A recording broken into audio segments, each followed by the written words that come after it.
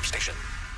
Essential Sports Hub headline presented by Celsius Energy Drinks. Patriots went to another practice yesterday, and the news continues to be good. Everyone on the active roster was out there for a second straight day, and tight end Austin Hooper got rid of the red non-contact jersey he was wearing on Wednesday as well. Patriots visit Cincinnati on Sunday, and for a second straight day, superstar quarterback Joe Burrow was a full participant. Last night, the Houston Texans sacked Josh Allen 8 times. They forced 3 turnovers as well. They beat Buffalo 23-19, so that gave the Patriots a 2-game lead on the Bills for first place in the AFC East. Celtics will be back at TD Garden tonight to wrap up their home-and-home with Brooklyn. Grandy and Max have the pregame at 6:30 and the tip-off at 7 here on 98.5 The Sports Hub. And after that one is done, we'll take you out to the West Coast where the Bruins will continue their road trip in L.A. against the Kings. Ryan Johnston and Bob Beers have the face-off at 10 o'clock here on 98.5 The Sports Hub. ESPN reported yesterday that after facial surgery this week, the expectation is Charlie McAvoy will be back by the Winter Olympics. Game 1 for the U.S. team is February 5th. And Major League Soccer announced its 2026 schedule yesterday. The New England Revolution begin in Nashville February 21st. The first home match is March 7th against Houston. Sports Hub headlines are brought to you by Catches Law. At Catches, they specialize in helping those who have been injured, not only from a one-time incident, but from a lifetime of hard work and labor. Does this sound like you? Visit CatchesLaw.com. I'm John Wallach on Boston's Home for Sports, 98.5 The Sports Hub. Your next update at 6:30. Here's Pasternak, high slot. Right circle to Zaka. Sends one across. McAvoy shot, and he scores! The Bruins play here. Ladies and gentlemen, I need all of you to stop what you're doing and listen. Toucher You might hate me, but you're listening. and Hardy Don't bother me. I'm at the Pickle Palace. on 98.5. I know what I'm capable of. He said something about peanut butter, right? Yeah. Boning, baby. Make America nut again. That's gross. That's disgusting. Let's talk about cheese. What are you going to have for lunch? I was at dinner with my wife and a friend. Kitty, kitty, pussy, kitty, kitty, kitty. Flap, flap, flap. Shut up, I'm trying to talk to Paul. Toucher and Hardy Good luck trying to put your finger in it when there's a million holes. on 98.5 The Sports Hub. Let's go. Cooking, preparing foods. I do cook. Are you a foodie? Yeah. Hey, good morning, everybody. Good morning. We are Toucher and Hardy. Town Fair Tire Studios, 617-779-0985. Watch us live from 6 to 10. The video's up there forever on YouTube. Subscribe to 98.5 The Sports Hub on YouTube to get that. And a big show on the way today. Bert Breer, as always, in for the 7 o'clock hour.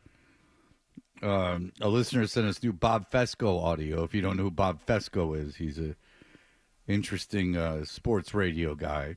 Has some interesting thoughts on the Northeast in general. Yes, he does. Doesn't seem to love Jews. But that's His debatable. opinion is they all congregate in one place. Yeah. Yes.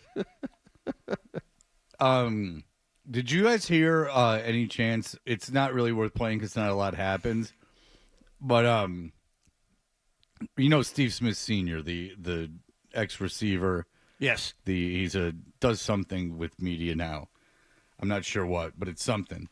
And I guess he slept with a Ravens dancer, and the husband called him and taped it and talked to him about it. And Steve Smith just goes, "Oh yeah, like sorry." Yeah. Yeah. All right. Won't apologize for it. Said it's a private matter. Still, and won't release any apology because I don't need to apologize on a private matter to a whole bunch of strangers. Okay. Yeah. So he, I don't know if he has to publicly apologize for sleeping with the guy's wife. I mean, he said he was sorry to the guy when the guy called and taped him and then put the tape online. Is it really his responsibility? And it's also interesting that why are you mad?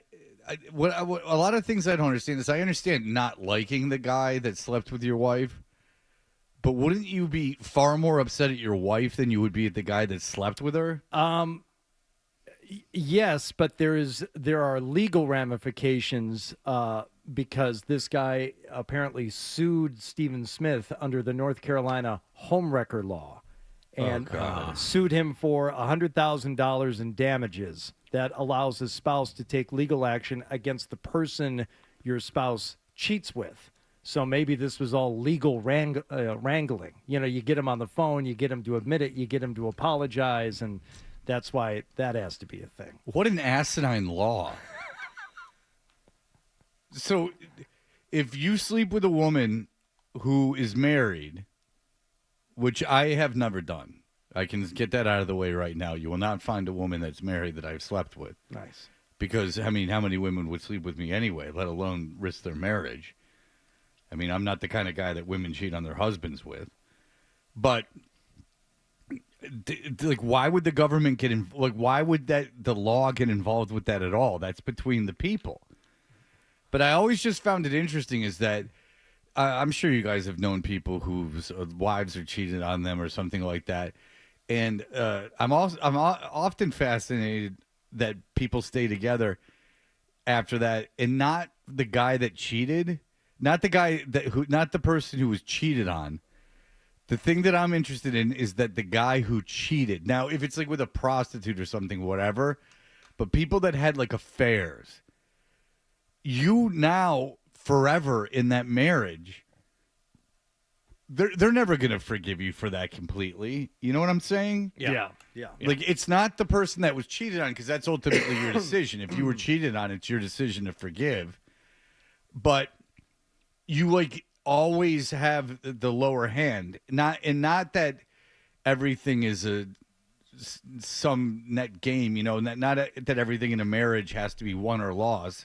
You know, ideally, that's not the case. Ideally, you know, it's an equal footing, and, you know, there are disagreements, but they're worked out. But it just seems that, like, no matter what happened, you mess up, like, you have no leg to stand on because you had an affair. Do you understand? Yeah. Like, if I was married and my wife had an affair with someone, which did not happen, I have to make these things very clear. Like, none of this happened. If in a scenario I got married again and my wife had an affair, it would be up to me. I'm, like, kind of in control of that. If I want to forgive her, and then that's that. It's all in my mind. But if you're the person that cheated, it seems like you're always in this position of kind of, A, you're feeling horrible about yourself, and B, like, if there's a disagreement, doesn't it always kind of just, like, go with the other person? Like, the other person kind of wins, has the moral high ground because you cheated. Chris Rock has a whole bit about that. If you ever get caught cheating and your wife or girlfriend is going to forgive you, don't run. Get away as soon as possible. Oh. Like, it's always going to come up. Like, you know, it could be 2 years later and you're driving in a car and getting ready. You go, you're driving somewhere and say, "Oh, I think we need to make a left here." Did you make a left with that bitch? Yeah. Forget it. Right turns only from now on. Yeah, and so that's kind of like, sometimes you just gotta get a divorce. Like, you know, like, and again, there was no cheating in my marriage, because I know what people do is start, like, you know, texting me or getting on something and going like, "Oh, your friend's wife cheated on." Yeah. I didn't cheat on my wife. My wife didn't cheat on me. None of that happened. And that's certainly not why we got a divorce. But sometimes, like in my case, the divorce worked out better for her. I would get along with my ex-wife great. The kids seem very happy with the situation. They're probably more happy now than well, I mean, they've expressed it, than when we were married, because we were arguing a lot. You know, sometimes that, and I live very close, but sometimes that just not living together and not being in that marriage improves the relationship like a great deal. Now, if you cheat on your spouse and then end up with the person that you cheated on them with, I would imagine that fractures that pretty much entirely, and that that kind of takes away the whole, like, divorce thing. I don't know. It's just Yeah. that it's just I hear people talk about it as like I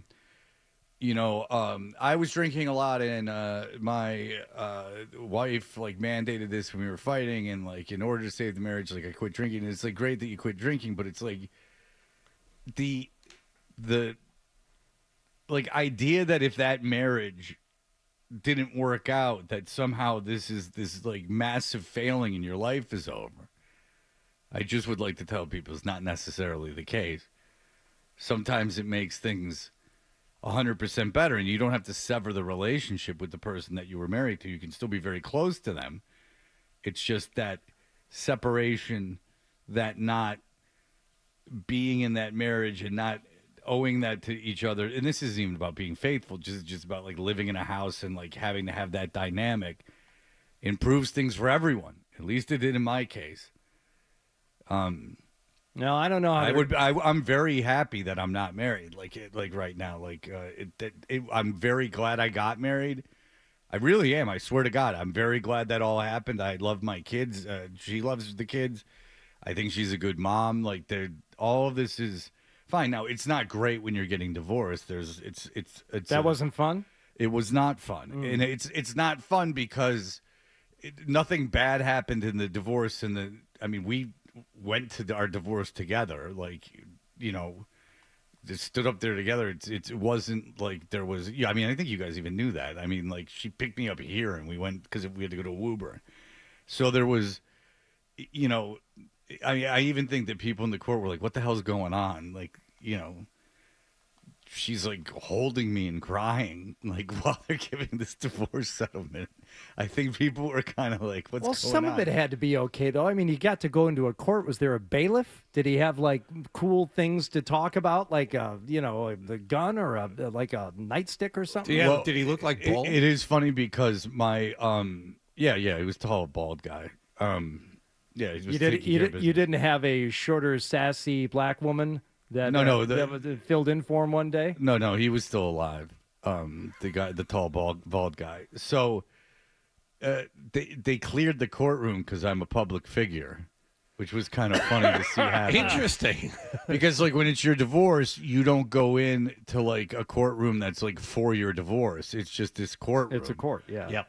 And there's a lot of people in there, and I did not ask for this, but the courtroom was cleared. Which I almost wish it wasn't, because other people could have witnessed it. It was a very cordial thing. There was no I wish people fighting. could have seen my divorce settlement take place. I think I think it was a hell of a show. People would have been impressed. I would have liked it. I think you would have been impressed. I don't think anyone would have wanted to see it or commented on it. That's what I think. You don't think that because all you do is you have to go to court just so the judge reads it in real time and then just goes, okay, yeah, John's done it, and then. You don't. It's not like a court case. You wish people could have seen your divorce proceeding. Yeah, and I'll explain why. Because it was obvious that we weren't fighting anymore. It was obvious that it was not the greatest thing, but we were still a unified front in this divorce. That it did not. I think I do wish people would see it, because you have this. Not you, but people have, and probably rightly so, that there's this, every divorce, there's this, fighting, and it's Kramer versus Kramer, and there's people yelling, and then, people talking to the judge and stuff. It was simply a matter of, we stood in front of a judge, the judge was handed our divorce, the judge read the divorce, it took, 15 minutes for her to read the divorce, looked at it, said, are you both okay with this? And we went, yeah. And then they, did whatever. And then that was it. And then we walked out together and went back and left together. No, I think that would be a good thing to see. I actually do. Because it shows that a bunch of things is that sometimes it's best for both people if you get divorced. And it doesn't mean that you don't love the person or you don't care about the person. It doesn't mean any of those things. It just means that you're not supposed to be married anymore. And my theory is, I met my wife when I was 26. We got divorced when I was 48, 47, 48. We got separated when 47. We got divorced when I was 48. Look, you change over 22 years. You're not the same person. Now, should people stay married? Absolutely. Does that work for like at least half the people? Absolutely. Is it good to be with the same person your whole life and, grow old with them and have that connection?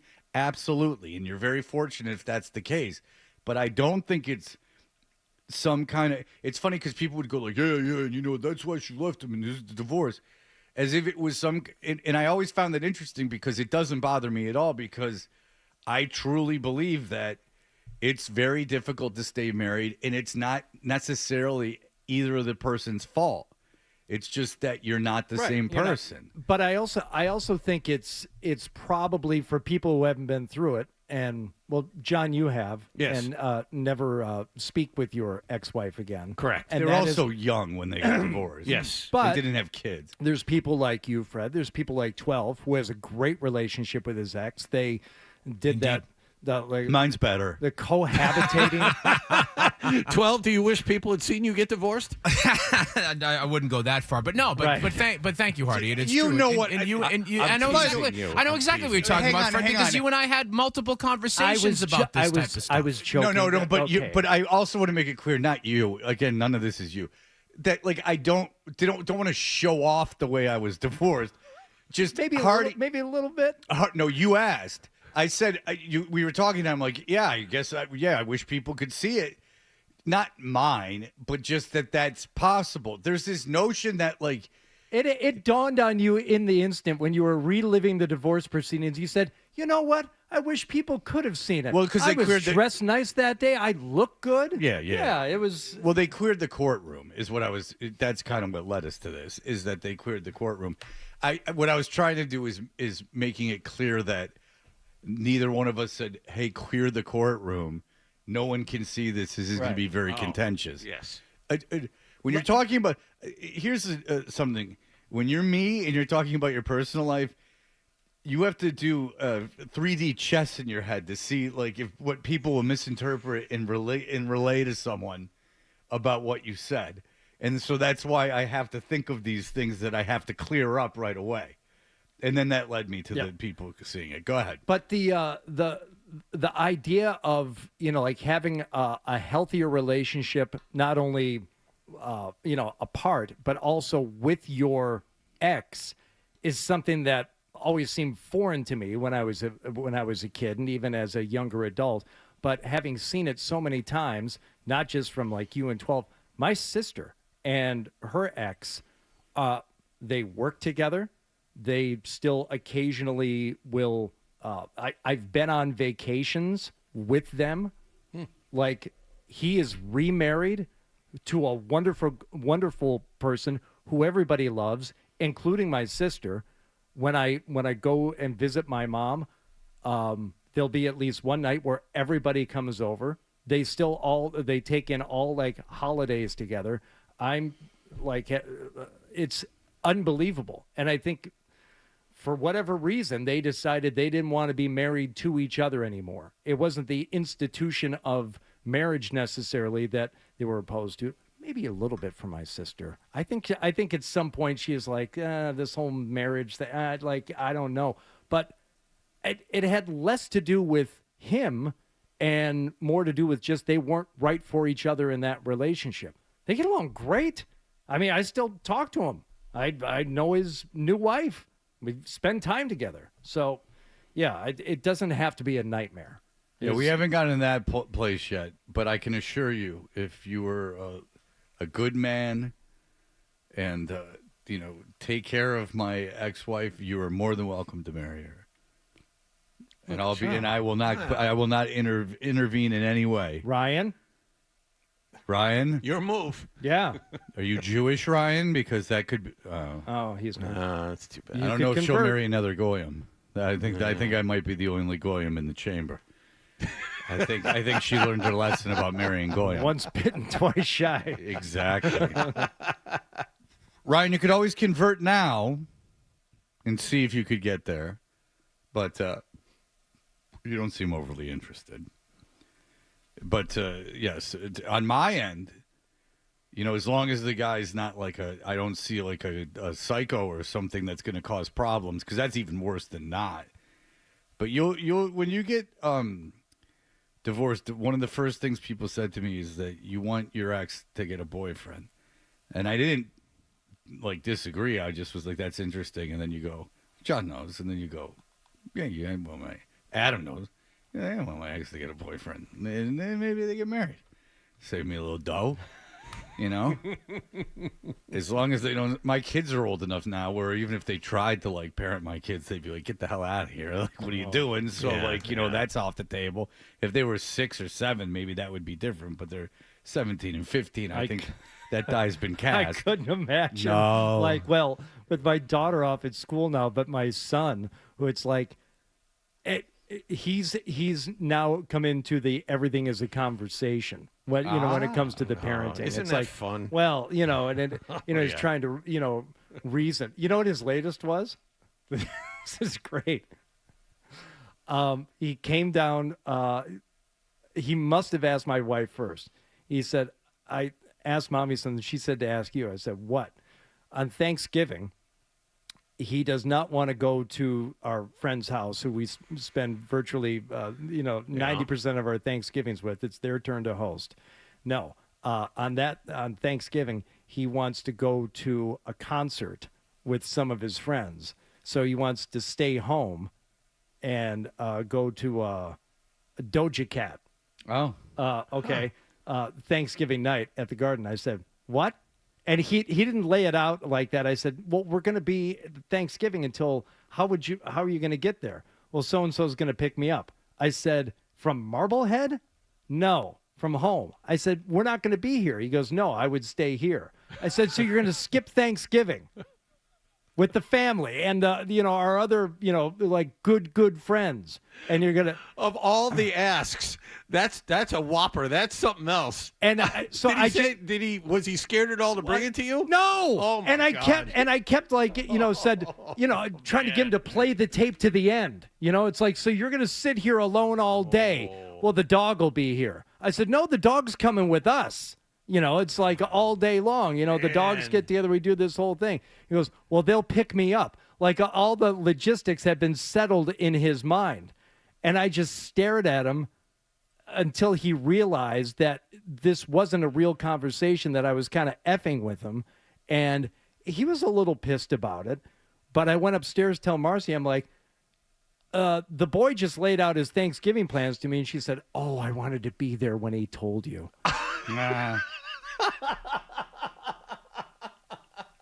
How long beforehand had he sprung that on her? Oh, probably 5 minutes. Are you sure it's Doja Cat? No. Yeah, okay.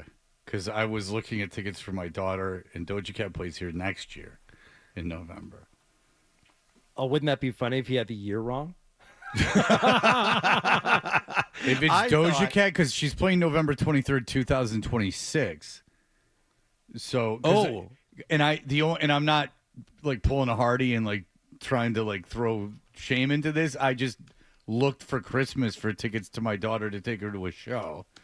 So Doja Cat is playing November 23rd of 2026. Oh my God. I hope that's the case and he got it wrong by a year. It's the Monday. It's the Monday before Thanksgiving. But Thanksgiving's the 26th. Well, there's some concert he was asking me to go to like this, a week from last night.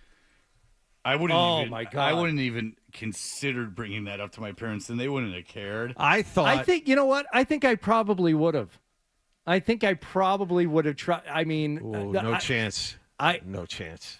Because I think back at some of the unbelievably like single-minded, self-centered things I did and said when I was, let's say, between the ages of 15 and 25. Maybe 30. I may have tried it. I may have floated that. I never would have done that. My father would have killed me. No chance. Well, I wouldn't have asked my... No chance. Let's go back to this. I thought he, tried it out on your wife, the day before. No. Kind of gauged how... yesterday. And she was somewhat giving, and you're like, okay, now I can try Dad. I I mean, I went sometimes with my friends to the Lions game, but that was during the day. But that was also when I was older. Yeah, that's different. What day is Thanksgiving? Next year, November 26th. No, this year. Oh, the date. Late 27th. this year. 27th this year. Okay. Yeah. I'm fascinated. Because there's no show at the Garden on the 27th. No. I'm very interested in what the plot thickens.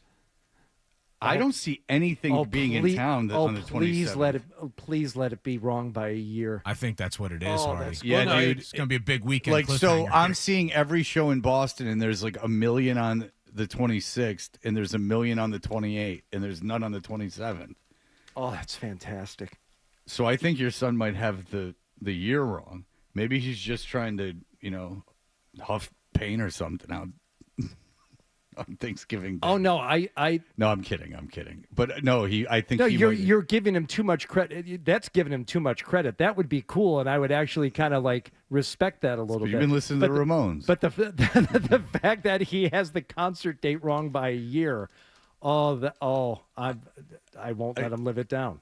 Well, I think I just might have given you a gift because Adam and I are looking at the same thing. I do believe Doja Cat, he's thinking next year. That's fantastic. Yeah, it's really something. All right. Well, that's great. Well, you got something on your son, and that's all something we need. I have to text my wife right now so she knows first thing so she can talk to him about it. Yeah, have her investigate a little bit because I normally wouldn't have looked it up. I just was looking for a Christmas present for Zoe to take her to a show. No, I want him to get so much crap over this. I want it to start this morning before he goes to school. Oh, very good. Well, I'm glad I could You know what? help. I'm going to call him right now. Okay, good. All right, I'm going to call him. Okay. All right. We'll be right back. Thursday Night Football last night was an interesting game. Good for the Patriots. We'll talk about it in just a moment.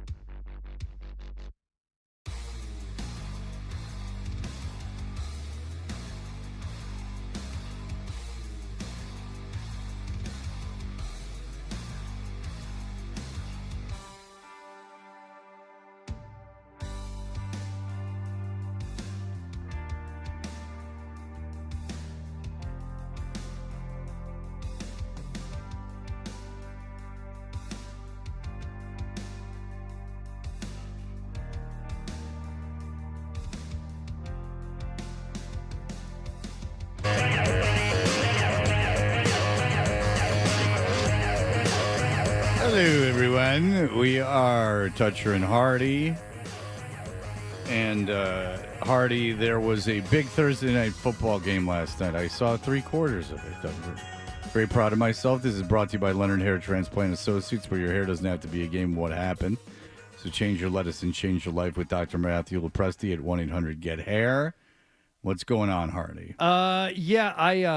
I was, by the way, we figured out the Doja Cat thing. It is, in fact, next year. And I called and woke my son up to tell him the good news. And it would have been better if he was more awake. It would have been better in person so I could see the shock and embarrassment on his face. But whatever. He's got a pretty good attitude. You were like, hey, you got that wrong. And he's like, apparently I did. And then you're like, yeah, so you and all your friends thought you were going. And he's like, that is correct. Yeah. Like his son was like, all right, Dad. Yeah. He's very much a pool. He's very much a heart. He's like, that is That's correct. true. That's how you would have reacted if you had gotten that phone call. He might have been like, nah. You don't think so? No, actually, I shouldn't say he's just like a pool. No, because Hardy would have like immediately scoured like 17 sites to see if there was a flaw to that because someone had told him he was wrong. His son actually is the opposite of Hardy. Oh. And he didn't seem overly concerned about it. He was just like, all right. That is correct. It was actually very mature. I heard it. Okay, go ahead. Yes, the Buffalo Bills and the Houston Texans playing last night. Josh Allen, let's just say he had a rough night. Here's the snap. Back to pass. Allen has time. Now steps up in the pocket. Pressure coming, and he's sacked from behind. Absolutely drilled. And he is in pain. Allen is hurt on that play. Okay. He got absolutely flattened from behind by Will Anderson Jr.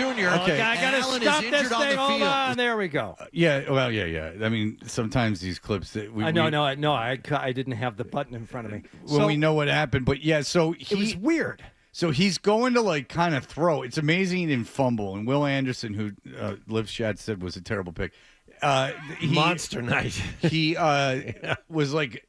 He was like kind of half throwing, and Anderson didn't know Anderson was behind him. He hits him, and Josh Allen goes down, and he stays down for a while, and they replayed it, and I was like, oh God, like Josh Allen's hurt, and he wasn't, and I don't know how I guess maybe he landed on the ball and it knocked the wind out of him. I heard afterwards something along the lines of turf burn, like maybe he had gotten like a really bad turf burn on his throwing arm or something, because the reaction was strange. He's like kicking his legs up, and you didn't know if he was grabbing his hand or whatever it was. Turf burn, I would imagine. See, I think when you land on the ball and it knocks the wind out of you, which I'm sure has happened to at least one of you, like you think you can't breathe and you got to lay there. Like it's actually kind of frightening. Doesn't turf burn seem like the kind of thing you'd immediately pop up and be like, and just like run off? Like you just want to get like, off the field? Yes. Like, if you scrape yourself, your first reaction is not to lay there in agony. It's like to get up and kind of run around. What do I know? Combo turf burn, wind knocked out of him? I don't even know how he didn't slide. I don't know how he would have gotten particularly turf burn on that. You know what? Let's hear what he had to say about it. Let's just jump to that. What happened there early in the game? You came up. I mean, you were down on the field. You were obviously in pain. Can you tell us what happened there? Just left shoulder, landed on it, and went a little numb on me. We're good. You got a stinger. Sounds like it. Yeah. All right. But so anyway, the Bills have this small You all right? Small early lead. They're just less than 2 minutes to go. They're going to call it small again. Humiliated. They're going to take a lead into the locker room at a halftime, or so you would think. Kick is going to go to Davis, who fields it at the 2, out to the 10, 15, coming up the middle, 25, bounces off a tackle, spins, and he's out to the 40, cuts it back 50. He's going to go the distance. Happy birthday, Ray Davis! All the Ray way Davies? from flip into the end zone for a touchdown. He's still alive? Oh, the birthday boy goes coast to coast for 6. You're a man who knows it's that guy's birthday. Congratulations. Yeah. Hey, it's Cedric Maxwell's birthday, too. He's turning 70 today, and we'll be talking to him at 8:20. Yeah, that's nice. Again, you think the half is just about over, but more scoring. Higgins motions to the left. Mills with Woody Marks to his right in the gun. 2nd and goal at the 8. Here's the snap from Andrews. Davis looking. Davis passing to the end zone. Caught. Touchdown, Houston. There's going to be interference. And there's a flag down. Offensive interference here. Higgins with the catch. Is it going to be against the Texans? Come on, guys. 5 seconds to go. Pick the flag up. Pass interference, defense number 30. Oh, you get that wrong. Yeah, stupid. Davis Mills, you guys saw this. Davis Mills looked awful at the beginning of the game. I think he was 3 for his first 12. Yeah, he was missing guys. Then he was 8 of his next 9. Well, I think he including completed that one. He completed his second pass like midway through the second quarter, and then he just went off. He was really bad. Buffalo has a pretty good pass defense. He was really bad. And then Well, all they of had a no sudden pass rush. They didn't it up. sack him one time. Yeah, the defense to look at, Fred, and we were talking about how good Denver is this week. Houston, that pass defense. As a matter of fact, that defense in general is really, really good. You know what I heard someone say? You wouldn't want to play Houston in the playoffs. What fool? There's only one team. But because the defense, my God, Josh Allen sacked 8 times last night. Picked off twice, sacked 8 times. He's got no one to throw to. Well, the other part of it is, and you don't see this from him a lot, he looked, I don't know, what's the right word, flustered? Sure. He looked out of sorts last night. Yeah, when there's constant pressure in your face and you're getting hit over and over and over again, I would imagine that's not overly fun. Yeah, he's got no one to throw to. Yeah. There's no weapons on that team. Kincaid's out. 8 sacks, 11 quarterback hits, and even worse, I think it's 45 dropbacks. He got pressured 15 times. I mean, 33% pressure rate. That's crazy. Those numbers are nuts. So all the offensive fireworks came in the last few minutes of the first half. A field goal apiece in the second half. 23-19. Texans improved to 6-5. Bills now 7-4. Here's the thing, but now Houston's only half a game out of a playoff spot. And let's say the Patriots wind up with the 2 seed instead of the 1. That defense could be coming here. First round. Don't of the worry playoffs. about it. You don't want to play them. Don't want to play that Houston defense. No. That's not the defense you don't want to play. There's one they're defense the ones you don't want to play. They have been identified. Nope. There's only one defense you don't want to play, and that's the 85 Bears. They got Hall of Famers up and down the lineup. Don't get that time machine. Get back out there. Mm-hmm. You got Singletary. You got Dent. A lot of talent there. Fridge more of a circus thing, but you can't. He could do everything. Fridge, come on. That's true. Stephen A. Smith had some words directed toward Drake May, which we will get to here in a moment. Yes, there's Stephen A. Smith, knowing the power of the show. I like Stephen A. Smith. I think Stephen A. Smith's entertaining. Stephen A. Smith needs to calm down. Well, Orlovsky said so. Ryan said something that Orlovsky's a little pissed at him. Yes, I saw that. Stephen A. Smith's great. The couple times that I've met him and spent time with him, he's was great. He's making a lot of mistakes in his career. I've been in media a long time. He's well above me. This is not. But listen, those who can't do teach. He is far too overexposed right now, and also he's just getting into politics for no reason, and maybe that was okay 20 years ago. And I wouldn't call what he did and what he said yesterday a mistake, but I would say it is a bit of a warning sign. He's making a lot of mistakes professionally. What do you mean he's the most popular guy? Yeah, he's talented. He's great. He's just brilliant. But I just would be interested to see where he is 2 years from now. I think it's going to be interesting. I think it's going to less. I don't think you have to wait that long. His political stuff hasn't taken off. There's got to be something he says politically. No, but this is the first step. I mean, these things can snowball on you real fast. Yeah, I don't know. It's just that I don't know. Just having a political talk show in this environment while you're trying to do something else, you got to go all in on that and be that divisive figure. And with a corporation like Disney and doing ESPN, it's just you're opening up a whole can of worms that I don't know if you want to get into. All right, here are the headlines. Sports Hub headlines presented by South.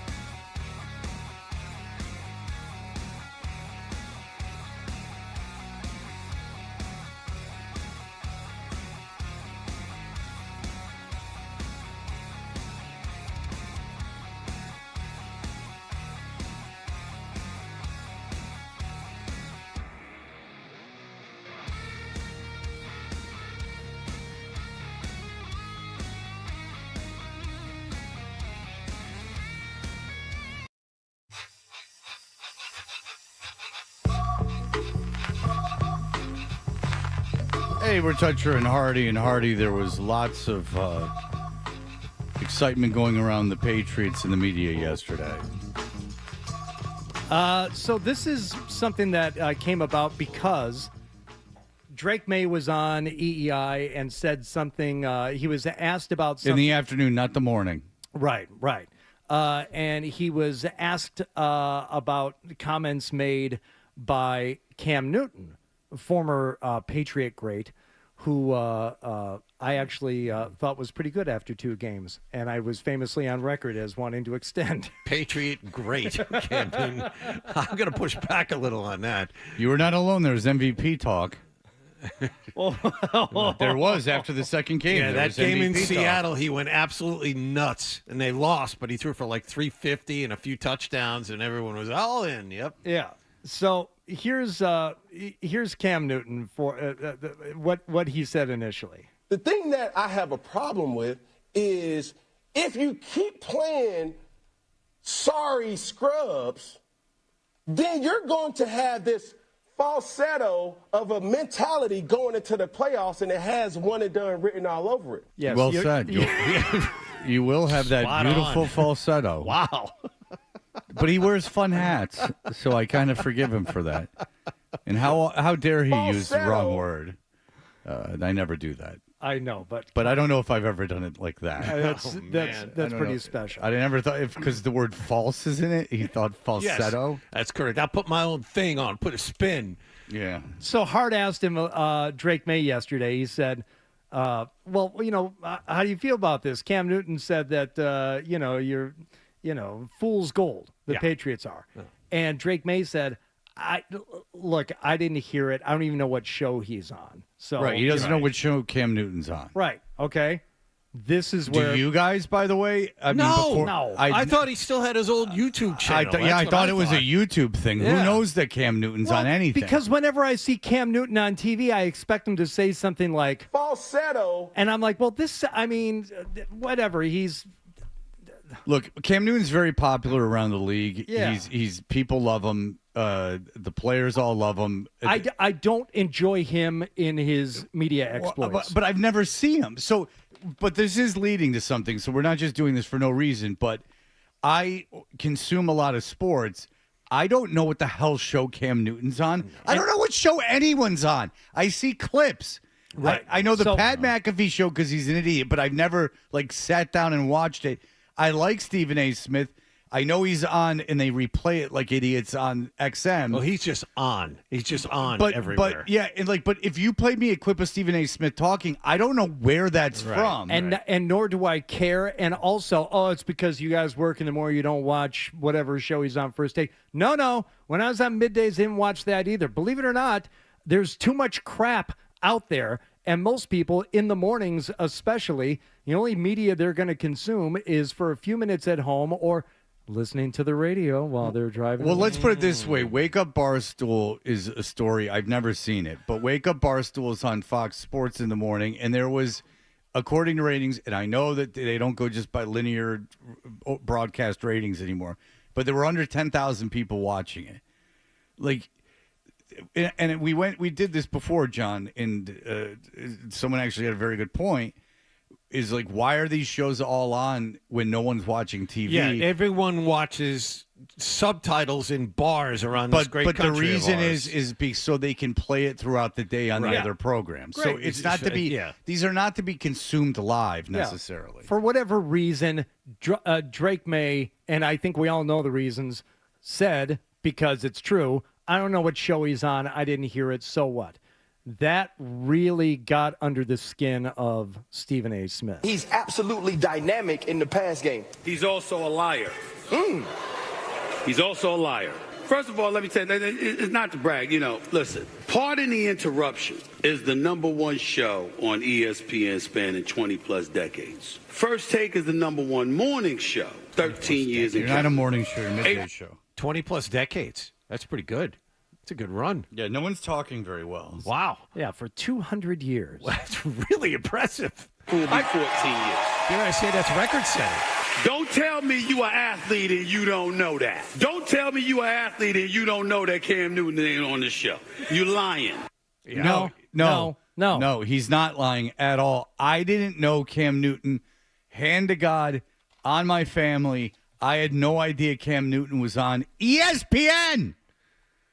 Now, the question is, does Stephen A. Smith I think really you care? just made a falsetto statement. I think you did know. No, I know who Stephen A. Smith is, and we play his audio, and I enjoy him.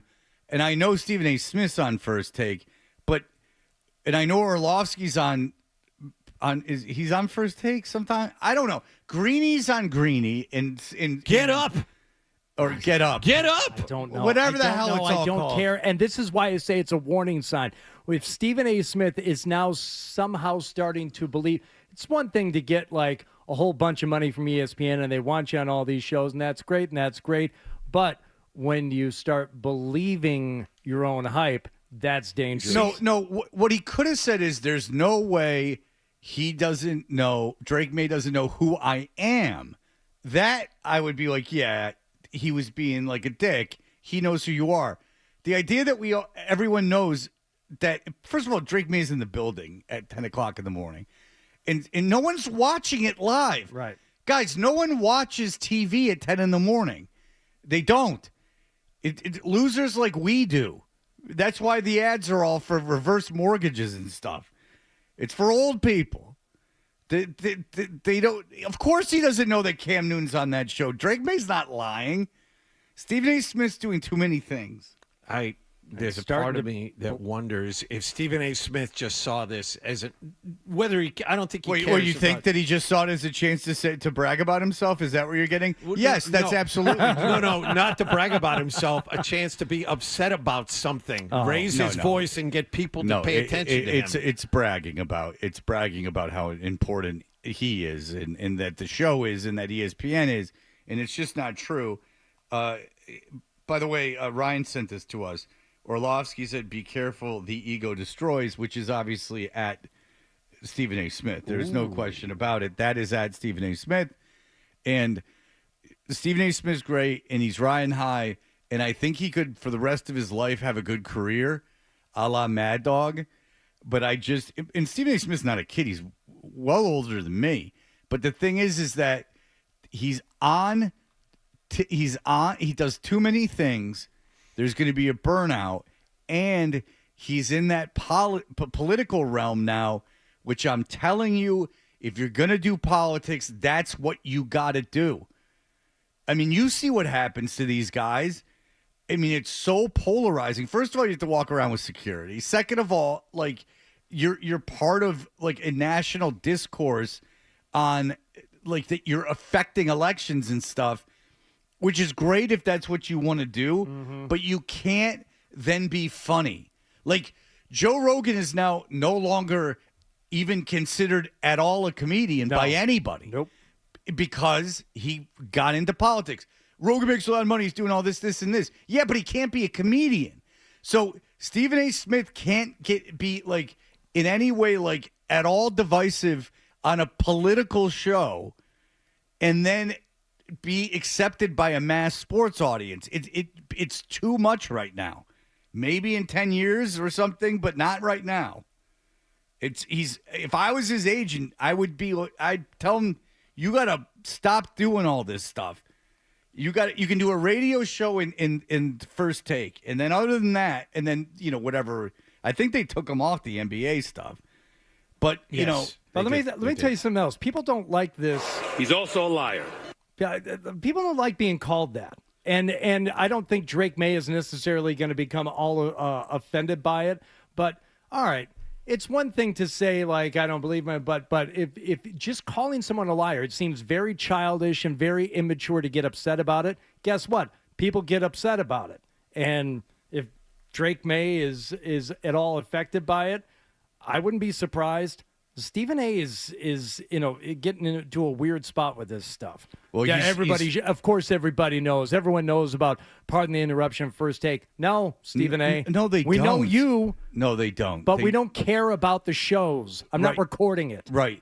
Like, you lost the lady that was on your show, and I don't know her name. Molly. Oh, good. It doesn't matter, John. The point is I don't know her name. And no one cared. No one cares. people know who Stephen A. Smith is and they care what they have to say, but it doesn't matter where it is. Doesn't matter that he's first take at 10 in the morning. I don't even know who the first guy was that talked. I didn't know Cam Newton was on that show. Am I a liar? No, I swear to God I didn't know Cam Newton was on that show. Is he on every day? I don't know the answer to that. There's no way he's on every day. I don't even know if that's the first time he's been on or You not. see what I'm saying, though, Fred? Just you personally, wouldn't that get under your skin a little bit if he went on there and said, Fred Tutcher is a liar? It wouldn't bother me that he called me a liar because that's just an empty thing. What would bug me is the ego of it. That again, if he said there's no way Drake May doesn't know who Stephen A. Smith or Cam Newton are, that's completely right. understandable. Like, Yes. of course you do. Yes. But again, it's not like this is Walter Cronkite doing the news when there's 3 networks. It's not like when Happy Days was on and 70 million people were watching it. It's like, don't tell me you don't know who Fonzie is or what show he's on. Like, I would imagine a good audience for them is 800,000 people. Like, okay. I don't even think it's that good. Well, yeah. Look, then maybe that's high. But it's certainly not millions and millions of people. All right, Bert's here. We're late. We'll be right back. You're listening to Toucher and Hardy on the Sports Hub. It's that time of year again.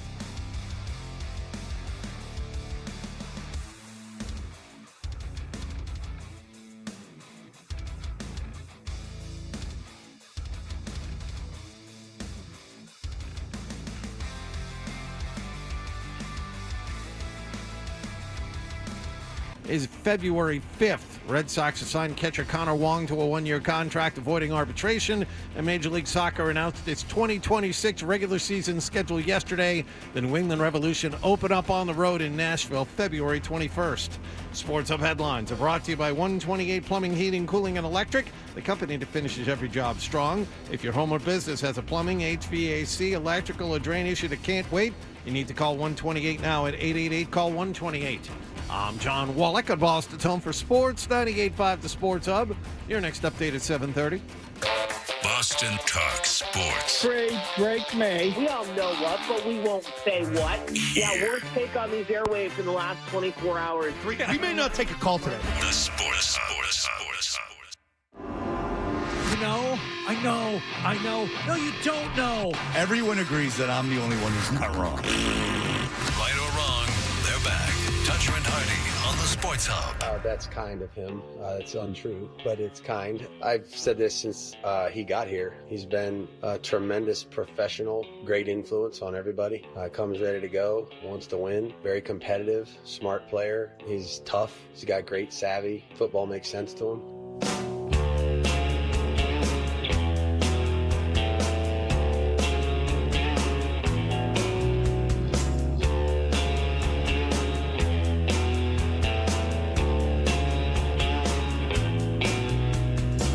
We are Toucher and Hardy. Bert Breer, senior NFL reporter and lead content strategist for the MMQB. He's here, so you can watch him on YouTube as he is in the studio. He'll be here for an hour. And you were very impressed with the Texans last night as they beat the Bills. I thought the Texans looked awesome last night. Their defensive front is one of the best position groups in all of football. I think that they've got a chance to be a really good playoff team too, because I think they've got a chance to get better as the season goes on, or as we get closer to the playoffs, with CJ coming back and like the young receivers they have are getting better. I really like the Higgins kid they drafted out of Iowa State, and the one question coming out of that one is the same question I think everybody's had all year with them, which is the offensive line. But even that area has gotten better from them. Running back was a question with Mixon having been down all year. It looks like the rookie they have there, Woody Marks, can play. The Texans look like one of those teams where, again, like they beat Buffalo now, like they look to me like a team that could sneak in and then knock somebody off in the first round. So you wouldn't want to face them in the playoffs if they came to Foxborough. Oh, they could beat the Patriots. Yeah.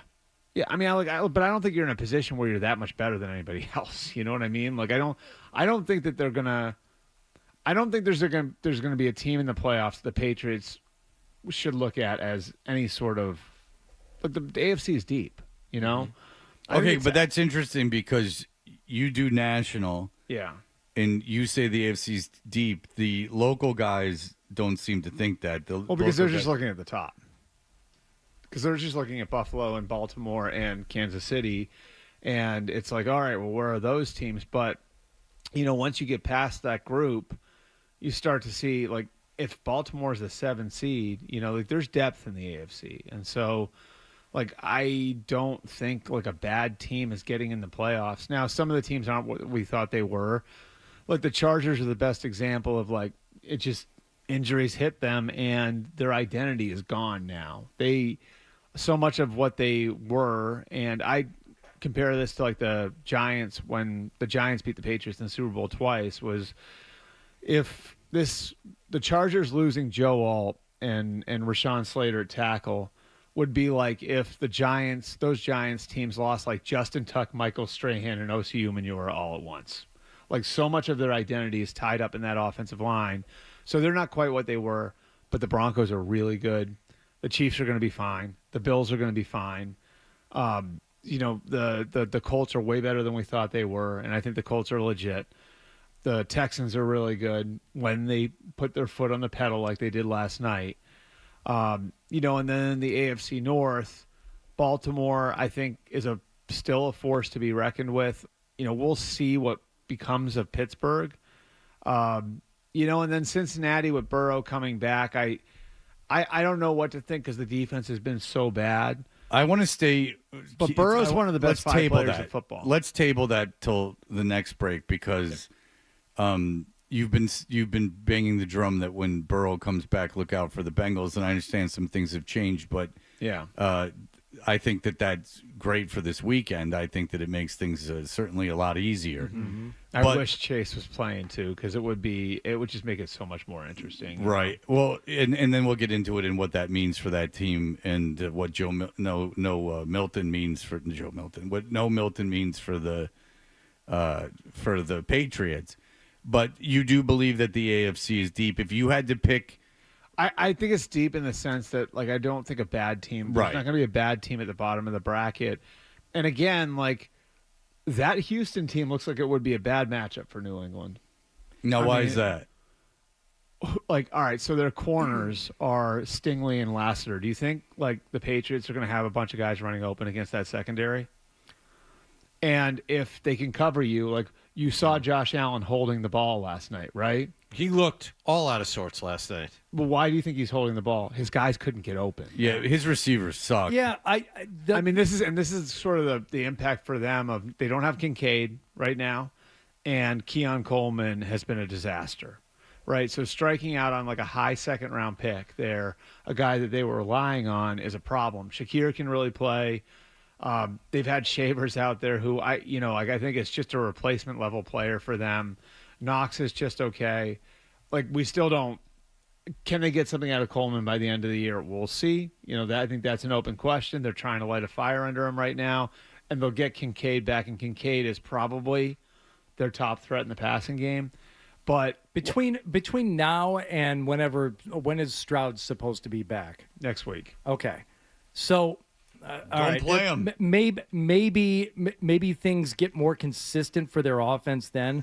But we were talking about it early this morning. The reason why Houston doesn't bother me, and the defense is a problem for sure, but it doesn't bother me to the same extent that like Denver would, or other teams that have a really good defense, is just the inconsistency on offense. Like at the beginning of the game, they couldn't do anything, and they didn't do much in the second half.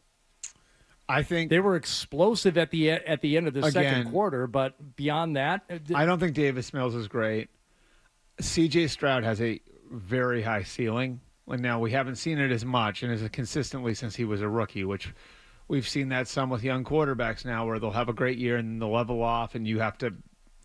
There's just there's this growth pattern that we're seeing with young quarterbacks now that's a little bit different than it has been in the past. But I think if they get CJ in there and CJ starts rolling a little bit, again, like, they're starting to answer questions. And that's the big thing to me, is like when I look at where they're at, and they've dealt with a lot of injuries over the course of the year, their offensive line, they had some moving parts. The running back situation, it looks like it's working itself out. It looks like the rookie they have can really play. What do they have other than Nico Collins? Nico Collins was out earlier in the year. Now they've developed, Jaden Higgins, who was a high second-round pick out of Iowa State, who it looks like he can play. They've got Dalton Schultz, a tight end. I look at their roster. Their roster is better than the Patriots roster. Now, like, can they get the level of consistency on offense that's going to take? I don't know. But I look at, like, if you still think the Patriots have some issue on the offensive line, right? The way you're going to be able to create an issue for the Patriots there is by making Drake May hold the ball. And watching Josh Allen hold the ball last night, right? Again, it's like, to me, it's as much about the DBs as it is about the guys up front. Like, I think the Texans have one of the 3 best corners in football, 2 or 3 best corners in football. Like a guy I'd put above Gonzalez and Stingley. And then their number 2 is probably a top 20 corner in football, in Lassiter. Yeah. So, like that. So that's why Josh Allen's holding the ball. His guys could not get open. And then you start to knock the quarterback around a little bit, and you see, even with a veteran quarterback, once you start to hit a guy enough, like Josh Allen took like a 30-yard sack last night. It was like it looked like Josh Allen from 5 years ago. Yeah. And that's what a defense like that can do to you. And I Man, Anderson's unbelievable too. I know it was later in the game, and I know they were trying to get something done, but watching Josh Allen be completely out of sorts on that play specifically, I'm like, what are you doing? Yeah, and I like Will Anderson to me.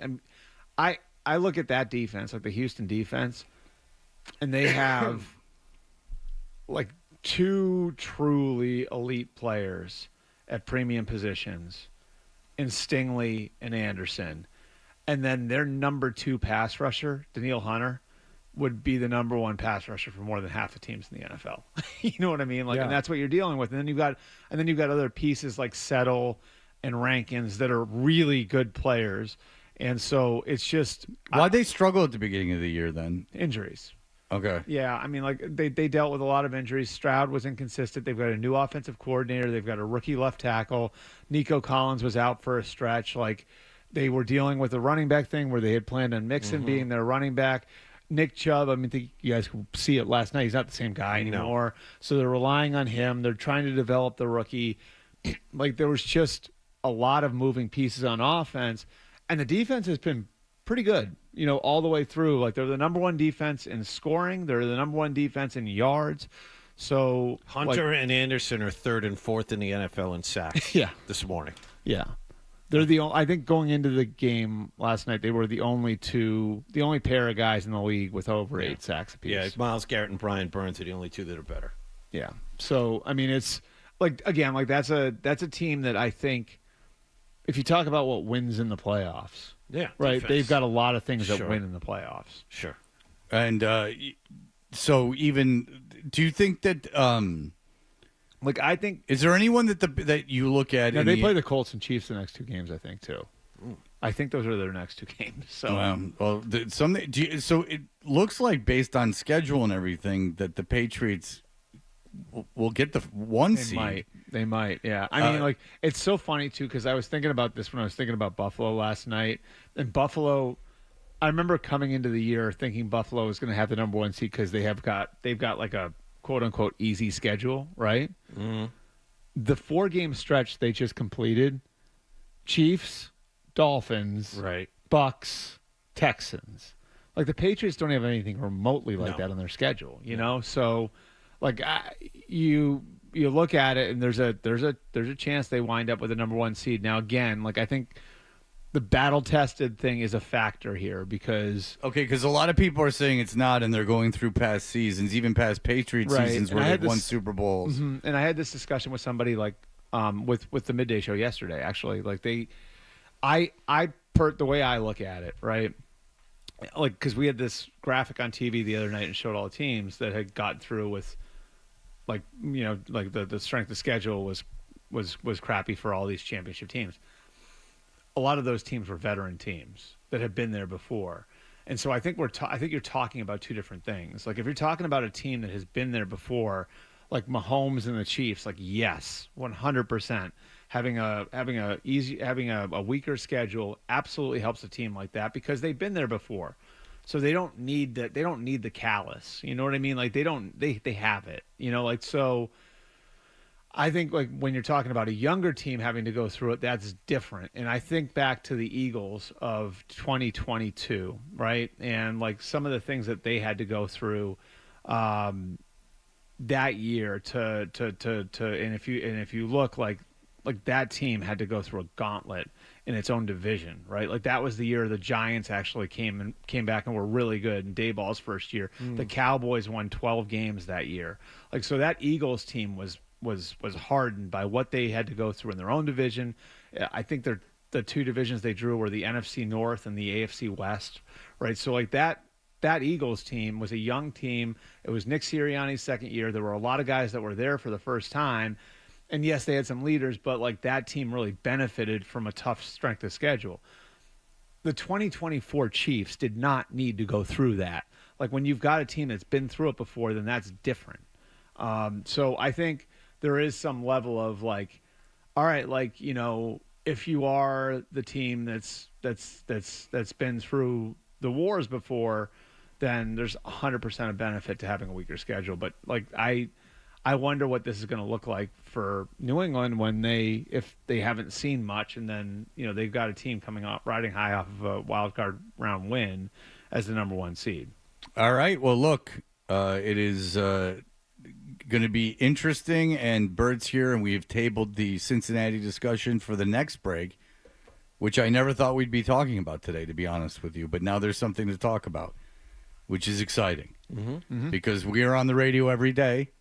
And like you said, this schedule, it's great they're winning, but these are not fun games to talk about in advance necessarily. And now we have one that's gotten a lot more interesting. We can talk about that in just a moment. You're listening to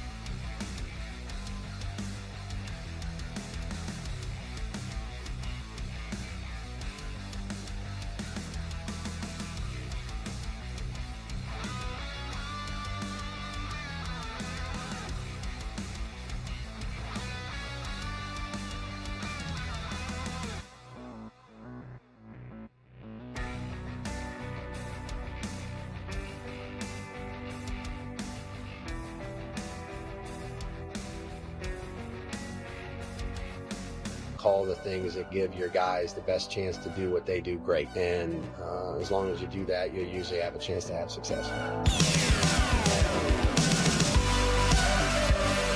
It's the Hardy and Wallach Show on 98.5 The Sports Hub. Taking your calls, 617-779-0985. Let's go to Paul in Charlestown. Hi, Paul. Hey, what's up, guys? Hey. Hi. Hi. How you doing, Fred? You always Fred's talk not about here. Hilton Head. We don't know where Fred is, so let's ignore him and Bert Breer. Just go ahead. Go ahead, Paul. Okay, Hardy. Yeah. I talked to you during COVID. I'm a caddy at Harbortown. Oh, nice. And I talked to you during COVID. Yeah. And we just opened up last month. We did a renovation there. Oh, hey. Now, Fred, stay out of the studio for a second. Paul is calling from Charlestown. He's talking about the renovation they did at Harbortown last month. Tell me about the renovation. Fred always goes down to Hilton Head. That was the reason I called him. I told you to ignore Fred. He was late to the break. He does not. More interested in your conversation with Hardy during COVID. He does not get to participate in this conversation at all. More about Hilton Head. Go ahead. That's fine. I don't want to take up your time. But he always talks about Hilton Head. I'm a caddy down there. We just reopened, and I just wonder. I can't believe I haven't ran into Fred because he's always talking about Hilton Head. You know what, Paul? I appreciate the call, but you keep mentioning Fred. He was not here at the start of this segment. I don't want to talk about him. Hi. Oh. Did you get your breakfast? It wasn't Little done. piggy? It wasn't done when I got there. And I felt awkward about just ditching him down there. Like if they didn't need you too. Quiet, piggy. Yeah. You don't get to talk. You were late too. Wait, you're gonna get in trouble if you call us piggy. Don't do that. That's a mistake. Imagine if we were women and you called us piggy. Oh, boy. Deep yogurt. Let's go to Blind Scott, who's on line 2. Blind Scott, go ahead. Oh, yeah, down in Hilton Head, it's a bunch of people that go out to eat at 2 in the afternoon and then drive drunk around. I know that because Fred told me that on the radio here. One other thing, too, Stephen A. Smith? I'm friends with Ben Maller. He went to Rob Parker's birthday party in Vegas recently, and Stephen A. Smith had this huge security detail with them. Ben was like, what does he need that for? Who wants to go after Steve Smith? You know what I mean? Stephen A. Smith? Yeah. He's in politics now. Yeah, it's a lot different. The A is very important. Yeah. My favorite thing excellent is how call, Blind Scott. Thank you. Yeah, I can't tell the real from the fake anymore. My favorite Stephen A. thing is how he does the entrance to NBA games now. He's a Oh, yeah, they film him walking into the building now. Yeah. Yes, that's right. But I heard they took him off that. They did. They took him off NBA Countdown this week. Yeah, so I don't know if he's doing. I don't think. But then there was somebody came back and covered for him and said oh no, that wasn't a firing or anything. Demotion. Oh no, of course not. No. Well, I mean, he's overexposed. But anyway, so Bert. All right, so this Cincinnati game. Yep. Again, I don't know how much time you spent down there, but I will reiterate my time down there. I enjoyed. Fan base nice and negative, very defeated. I like it. Yeah. It was a good match. It's a very Kentucky feel to the the stadium there. I don't know what you mean about that, but they were nice and defeated and pissed, and I enjoyed it very much. They were it was like a war of attrition between the fan bases to see who could dislike their team the most, which I enjoyed very much. When I was in college, there was actually a website. It might still be up, but it's MikeBrownSucks.com, and it has the Bengals logo, the tiger, right, crying. They've been disgruntled for a while. I love it. I love it. Okay, but all right. So this game was. Well, I don't know what it is now. It's still there. Is the crying tiger? So that was up when I was in college. Yes, crying tiger. He looks more constipated than crying. Why mess with success? So it was a 7-point spread. I don't know what it is now. Maybe it still is. First of all, do you think Burrow's going to play? Yeah, I'd be surprised if he doesn't. So they came out of their Wednesday practice kind of feeling as if, what more does he need to show? He looked really good moving around. Came back, no ill effects on Thursday, and then they're going to make the decision today. I think the decision's already been made. And by the way, the line has moved. It's New England 6 now instead of 7. It's not the decision. The decision is going to come down to how he feels, and they are going to protect him. That's part of the whole thing. It's just the plan had been that he was going to come back middle of December. That timeline got moved up when he got back out into the practice field last week, and it was kind of okay. can we get through the next 3 games and still have something to play for? And, he just kind of kept pushing and pushing and pushing. And, now like they're at the point where it's like, there's nothing keeping for us from putting him out there. But yeah, they were going to make the final decision today. He came back off of Wednesday's practice, felt good, practiced fully yesterday. Now they'll see how he feels this morning, make the final decision. Okay, so how much does that mean in this particular game and for the rest of Cincinnati season? I mean, in this game, it's huge because he's one of the best players in football. Now, I think if we were talking about Jamar Chase also being out there, now I think the game becomes a complete toss-up. Because they don't have Chase, I still think I'd lean New England. But one thing about the Bengals is, as bad as their defense has been, like last year at this time of the year, they started rolling and they won a bunch of shootouts, and Burrow was playing at as high a level as he'd ever played. I think Burrow should have been a stronger contender for MVP last year. Like if you look, he won. Like his top receiver, like Jamar, won the Triple Crown, and like Burrow was the league leader in a ton of passing categories with, all the stress on him to score 1 million points because the defense was terrible. The defense might be worse this year than it was last year. And so this has potential to be a real shootout. Now, we saw a stat where the Cincinnati defense has missed like 100 tackles.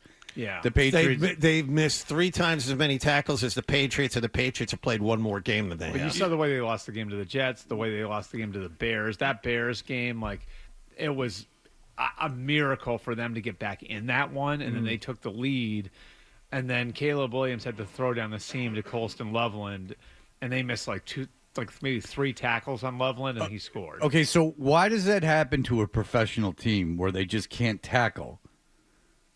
I don't think that area is. I think this is a tough area to teach to begin with now because of all the rules, and so it's just kind of like where the NFL has gone with some of this stuff. I also think like when you just aren't. They've missed on a bunch of draft picks in that area, and I think like when a defense starts struggling, right, and when the talent just isn't good enough. Now you're starting to overextend yourself to make plays or to get a guy to the ground. And, it sort of becomes a self-fulfilling prophecy, like where so much of tackling is about form and technique. And like, if you feel like you've got to do extra just to have your defense playing at a competent level and everyone's trying to do a little extra, then a lot of guys are going to be caught out of position. And I think that's sort of what it's become. And they got old in a bunch of spots. They let some guys go that were really good players that maybe they shouldn't have let go. Jesse Bates was one who's on the Falcons now. DJ Reader, who's been hurt, but has been really good for the Lions when he's been in there.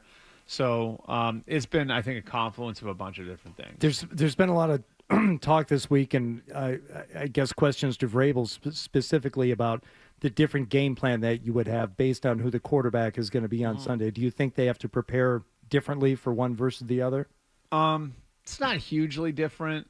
Burrow's a better athlete at this point. I mein, Burrow's a big athletic guy and can make plays with his feet that Flacco's not capable of making anymore.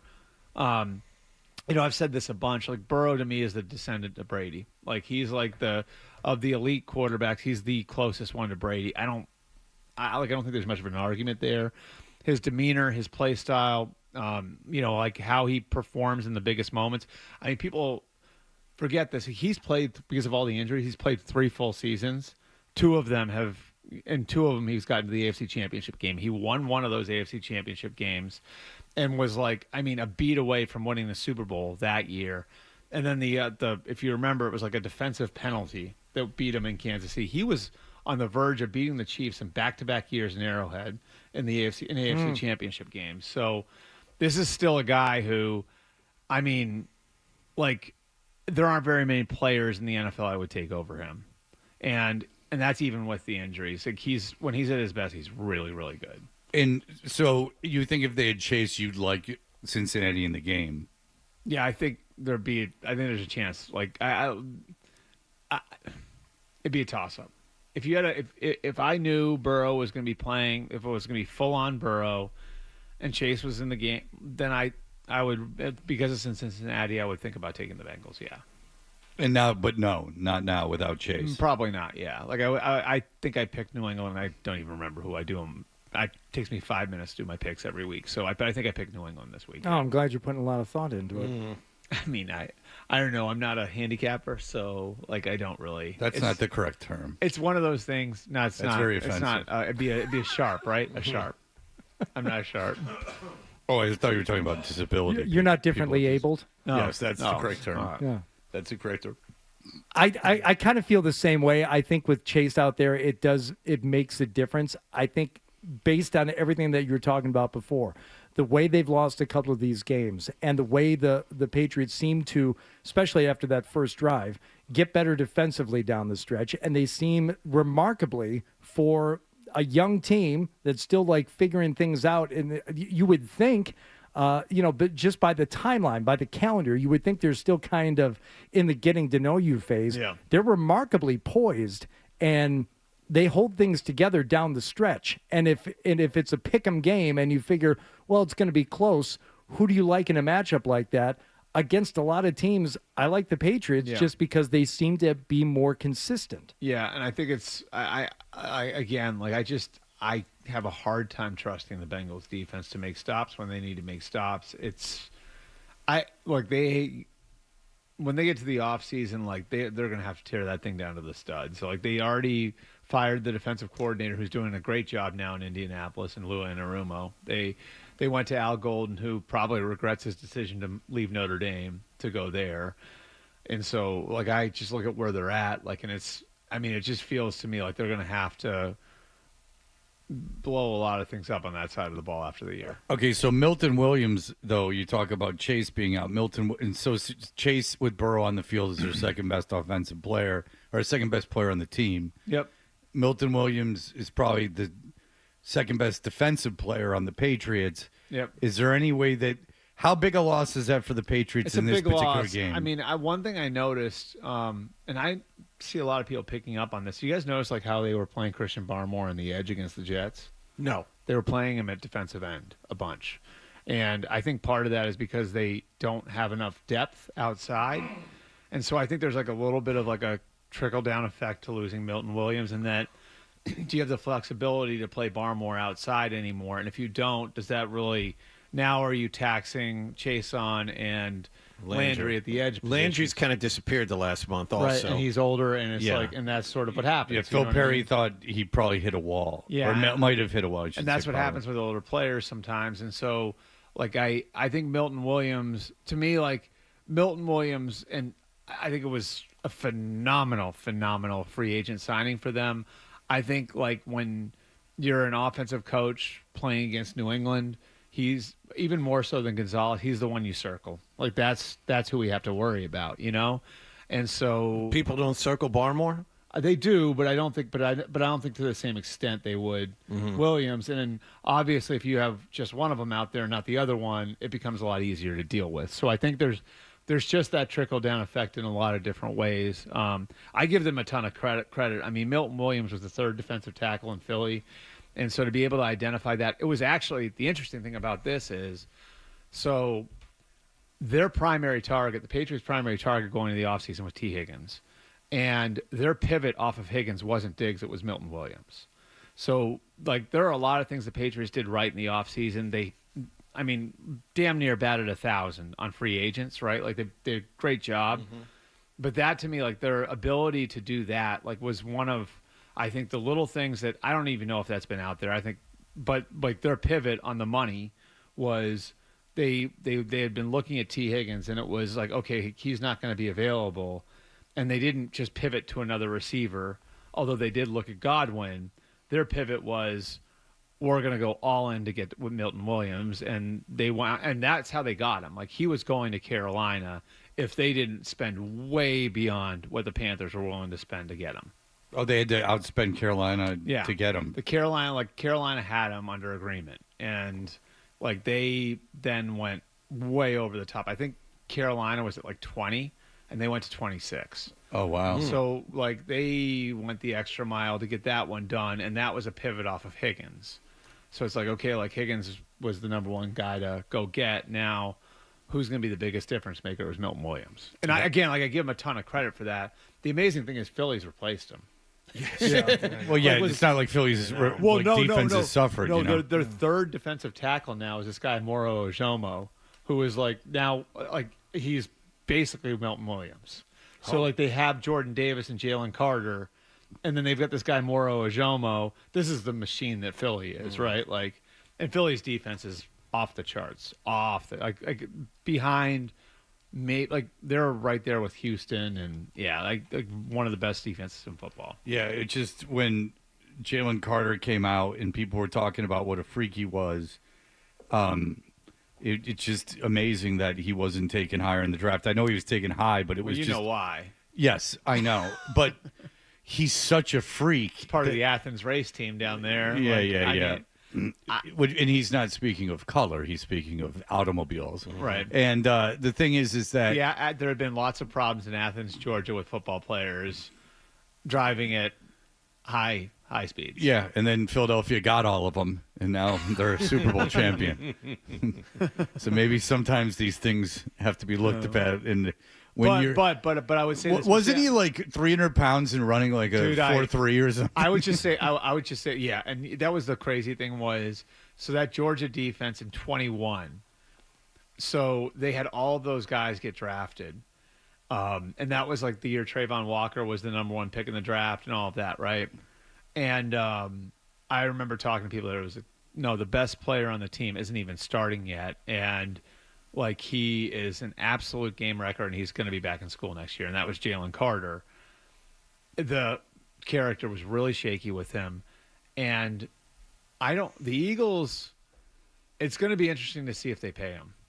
Oh, because he's just like there's the character stuff with him, like it hasn't really gone up like that. That to me is like the magic of Sirianni. Like Sirianni, for as much as people make fun of him, right? He has a way of reaching guys. Almost all guys. Well, no, but like that's all right. Well, let's break and get back to it because we have to break. We'll be right back. Here are the headlines. Sports Hub head.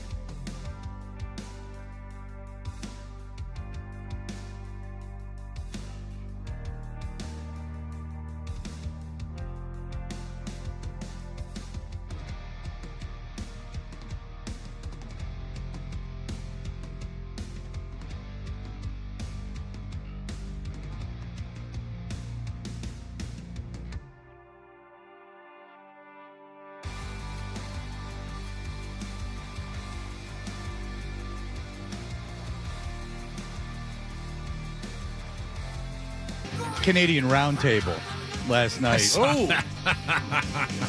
Now, if you ask me the bands run it, I don't know. But they were asked about a band, Pile Driver, if they had ever heard of that. So what people would call in, I'll keep this brief.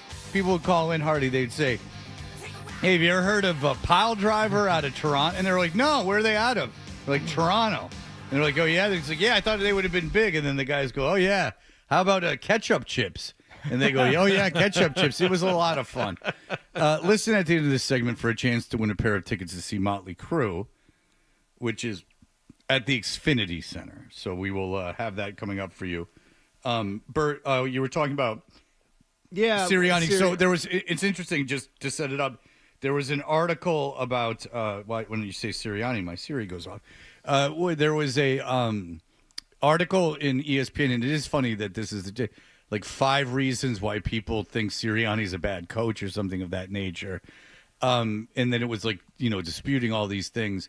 Go ahead. So he has a way of relating with players. You're talking about like Jalen Carter. And I think the problem is like people are so caught up in their spreadsheets and their analytics and all of that. Like this is stuff you can't quantify. This is stuff that can't be captured in some sort of mathematical equation or whatever. He has a way of reaching guys, of relating with guys, and like the guys who play for him generally love him and are loyal to him. And in a lot of ways, like it's sort of like Tomlin in Pittsburgh, where, and I've said this to you guys for years now, right? Like where Mike Tomlin's ability to manage personalities and manage people and manage egos has allowed the Pittsburgh Steelers to cast a wide net for talent forever. And Nick Sirianni is the same thing in Philly. Like there's a reason why, like he enables Howie Roseman to do the job the way he does it because they can take a chance on a Jalen Carter, who I promise you, if Jalen Carter had gone to one of those other teams in the top 10, it probably wouldn't have played out well, right? Like A.J. Brown. How many coaches could keep A.J. Brown? And you can argue whether or not he's on board. I was just going to say, he doesn't sound on board to me. But he's still produced for them, and he's not the same player anymore. Not this year. He's not the same player anymore because he's starting to break down physically a little bit. He's also acting out. His knee's been a problem, but like he's been able to kind of keep that thing on the tracks for 4 years now, right? Mm-hmm. They've had him this is his 4th year there. The amount of stars they have on that team, the amount of egos they had on that team. They traded for Darius Slay when he was on the outs in Detroit. They, they trade for A.J. Brown. They go and they get Saquon Barkley, who's a great guy, but is another big name and another mouth to feed there, He has been able to manage the personalities in that locker room. Jalen Hurts is a lot to deal with. Like Jalen Hurts, it's kind of funny because what you would hear about Hurts over the years, like when he first came into the league, was like, oh yeah, he's stoic, and like he's really hardworking, he's stoic, he's to himself. And then after being around him for a couple of years, like a bunch of guys in that locker room came to the conclusion, no, this guy's just an a-hole. You know what I mean? So he manages that. Like there's value to that. And like, again, people want to make this about the X's and O's, whatever. What the guy here does really well, what Vrabel does really well is in this area too. It's Nick Sirianni's excellent at managing personalities, managing egos, which is why they've been able to build the team the way they've built it, which again is as star-studded a team in football, is as expensive a team as there is in football. And a team that's been to the Super Bowl 2 times in 3 years and won one. One quick question, something you said earlier, and you just kind of glossed over it, about the Bills after the loss last night. You said they're going to be fine. Mm-hmm. What makes you so certain they're going to be fine? Because they've bounced back from these things a million times. Yeah, but they still have the Eagles left on their schedule. They have the Patriots that they have to play again, which doesn't seem like it's going to be a layup. I don't know. Are they going to beat the Steelers next week? I mean, they're teetering a little bit. They have what I believe is still the best player in football. They have the experience of having been there. Now they're not getting Ed Oliver back till the playoffs if they make it. But they'll get Dalton Kincaid back. We've seen this movie before. You know what I mean? Like, and they're one of these teams that finds a way. Like they bounce back off of that loss to Miami that was really ugly, and like inexcusable, and they beat Tampa after a lot of things go wrong early in that game for them. This is one of those weird things. They're playing two teams that are established. Like, both those teams have won multiple division titles in the last few years, in the Texans and the Bucs, in a 5-day stretch, and they split it. And so I tend to think they're going to be okay. They still could win the division. I don't think that's out of the question. Like, if the Patriots stumble once, then out all of of the a question. You do? You think so? It's out of the question. Okay. Well, I don't think it's out of the question. Burnt blast. I don't think it's out of the question because I still think you have the one game that they play against each other that gets you within a game, and now you're just asking Buffalo to be one game better than the Patriots over the last month of the season. Is that impossible? No. It's Their not schedule's impossible, tougher. but the schedule is tougher. Right. So no. Well, everyone's schedule is tougher. Yeah. I mean, if you look at it, it's and that's not don't a get me slight wrong. to the Patriots, as we have to say, but I mean, it is a little ridiculous. Just I know the Lions are playing the Giants this Sunday, but the Lions' schedule is just insanity. Like, their schedule is insane. Tampa's schedule Tampa's schedules is Tampa got the we got to break, we got to go, but Tampa's got to have the I'll just tell you quickly strongest schedule in the league, right? Who Tampa has left? They have the Rams, Cardinals, Saints. That's the one we're like, yeah. Hold on a second. Atlanta, Carolina. Yeah. Miami, Carolina. No, it's the run that they had. Is that they had Texans, Eagles, Seahawks, 49ers, Lions, Pats, Bills, Rams. Yeah. And I will say, like, the league, this scheduling, what the league has done with the scheduling freaking sucks. Like, some of these teams, what they got to go through at the end of the year, like the Chiefs have to play on Thanksgiving and Christmas. There's just stuff like that all over the schedule where it's like, it's diminishing the best team. I agree. But there's just this one funny thing is that there was this notion that the Patriots didn't get their game flexed because they couldn't flex the game because da-da-da-da-da. And that might have been true. But the league does not care anymore. No. Like, the league is not interested. About what? In like the fairness or the of travel, like how often you play or the travel. That's gone. Like, everyone who comes at me with like, well, no, this is why the Patriots, because they couldn't do it. No, the league can do pretty much whatever they want and have said so. Here's the reason why. I'll give you a really quick in a nutshell because I know we got to go. The reason why is because the television packages are all basically equal now, and not 100% equal, but. There was a time where Sunday Night Football cost this much more than Monday Night Football, and then the Thursday night games were on NFL Network. So back then, it was very easy for them to go to ESPN and say, no, NBC paid double what you paid, and then we'll just put the crappy games on our own network. Now you've got everybody who's paid these high rates, so their priority now isn't player safety, isn't fairness, isn't competitive balance. It's pleasing the networks who paid what they paid for those packages because they want those networks to continue to pay those numbers for those packages. All right. That'll do it for Bert. Thank you so much. Good job. Caller number 10 to the contest line, 617-931-0985. We'll score a pair of tickets to see Motley Crue at the Xfinity Center on August 1st. Tickets go on sale today at 10 a.m. at Ticketmaster.com. Bert, you're the man. Thank you so much for the time. We'll be right back. Thanks, guys. With a fun little exercise that we have. Stay tuned for more Toucher and Hardy.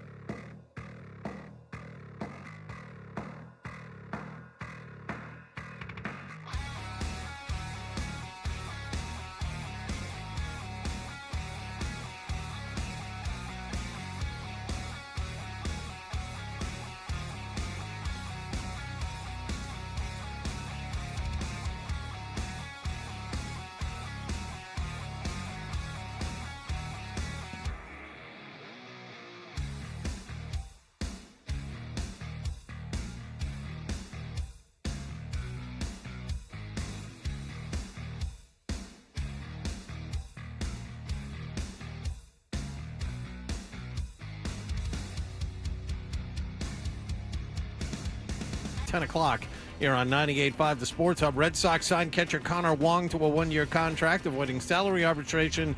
And Major League Soccer announced its 2026 schedule yesterday. The New England Revolution begin in Nashville on February 21st. The home opener is March 7th at Gillette Stadium against Houston. Sports Hub headlines are brought to you by the $14.99 Big Deal Meals at the 99, like the roasted turkey dinner available every Monday through Wednesday for just $14.99. You gotta love the nines. I'm John Wallach on Boston's Home for Sports, 98.5 The Sports Hub. Your next update at 8:30. Takes the snap, rolling to his right. He's being chased by Judon. Drake May on the run for the 5. Gets away. Drake May knows it. Boston, I think it's the best sports city in the world. 98.5 The Sports Hub. And now, back to Toucher and Hardy on the Sports Hub. Like we played it 100 not. times. It's not in the system. Okay. We have parts of the audio that you're looking for in the system, but not the exact clip that you're looking for. You would think, and again, I understand your frustration. I'm there with you. Like it's a mess in the system. It's really hard for us to find some old stuff, and then other old stuff comes up like super simple. No, I understand, Yeah. but it just, I mean, you understand that I can't set something up with someone no one knows. Yeah. So you'll have to ignore that. And maybe we can do that later in the show, but we are not going to be able to do it now. That much is for sure. So maybe we'll stay on time here, do Cedric Maxwell, and at 8:40 you can be delighted by the segment that we were going to do, if we can find it at all. Mm-hmm. But I don't know if anyone knows Bob Fesco off the top of their head. There needs to be some sort of setup for who Bob Fesco is. We can't just play Bob Fesco audio out of the blue and just go, hey, we're picking on a guy for no reason. Here's a brief clip of something he said annoying. Now it's going to lead into a bit. So I feel if we tried the bit now, it would fail miserably. So I do not wish to do that. From that same part of the country, did you guys have any run-ins with the state trooper down there that was doing fun little gimmicks when Kansas City and the Patriots were playing each other? No. Okay. So I believe he was a Kansas State trooper because they are also fans of the Kansas City Chiefs, right? Mm-hmm. Does that make sense? Yeah, Kansas. Yes. Yeah, Kansas City, Missouri, and Kansas. Yeah. Okay. So he was putting stuff online about, and this was the bet that he had proposed to another state trooper in Massachusetts. He said, all right, should the Chiefs win, then I want you to send me a lock of your hair. Stupid. All right. And the guys seemed like really Midwestern nice, and this was like, you know, the craziest thing he could come up with. Right. But it had like an Ed Gein sort of feel to it. It's like, oh, or just nail clippings, you know, just the ones that you've saved something over the years. off your body, something that either came from in or out of your body. Oh man. Okay, and I think we had the guy on the air on the midday show too, and I said, what's with the hair, dude, or trooper? I mean, all due respect, why do you want someone's hair? And he didn't really have a good reason for it. He just thought it was kind of fun. And I am all for forgiveness and making mistakes. We all make them. I'm all for exaggerations. We all make them. I've never been more in tune with the frailties of the human condition. I am as guilty or more guilty than anyone. But if your instinct at any point, even the thought of a lock of human hair is there's something wrong with you. That's a good joke. Like once we what was it? The Falcons played like Carolina and something like, or something with Carolina that we did when I was in Atlanta and did the morning show. The Falcons or someone was playing something. It must have been Carolina. It wasn't hockey. It must have been Carolina and the Falcons were playing in something. And we said to the guy, we're like, let's make a bet. So we made this bet with this other radio station. So they came on and they're like, what do you want to do? And then we're like, okay, like if Charlotte wins, if the Carolina wins, we're gonna give you like a bunch of Coca-Cola and a bunch of, whatever, like comes from Atlanta. And then we said, if this is on the air with them, we said, if the Panthers lose, you have to desecrate the grave of Dale Earnhardt. We said you have to like do donuts on it or something. Did the Hicks go for it? Oh, yeah. They agreed. Of course right away. they did. They agreed right away. They said, this is fantastic. They were so pissed and offended that it might not have even been that good a bit. Like, they were just like, because the Dale Earnhardt thing, it affected me a great deal. Oh, yes, negatively, more than anyone else. Of course. Because the first time I ever went to L.A., we flew out to L.A., and the guy that I went with, I was jet lagged and everything else. I hadn't slept the night before, and I finally go to sleep in the hotel room. It's the middle of the day, and I get this call. It's from Axel. I'm like, what? It's my room. It's like before cell phones, really. It's in my room. And I'm like, what? He's like, did you hear? And I'm like, oh, God, no. He's like, oh, Dale Earnhardt died. And I went, what the hell are you what is wrong with you? This needed to be said to me?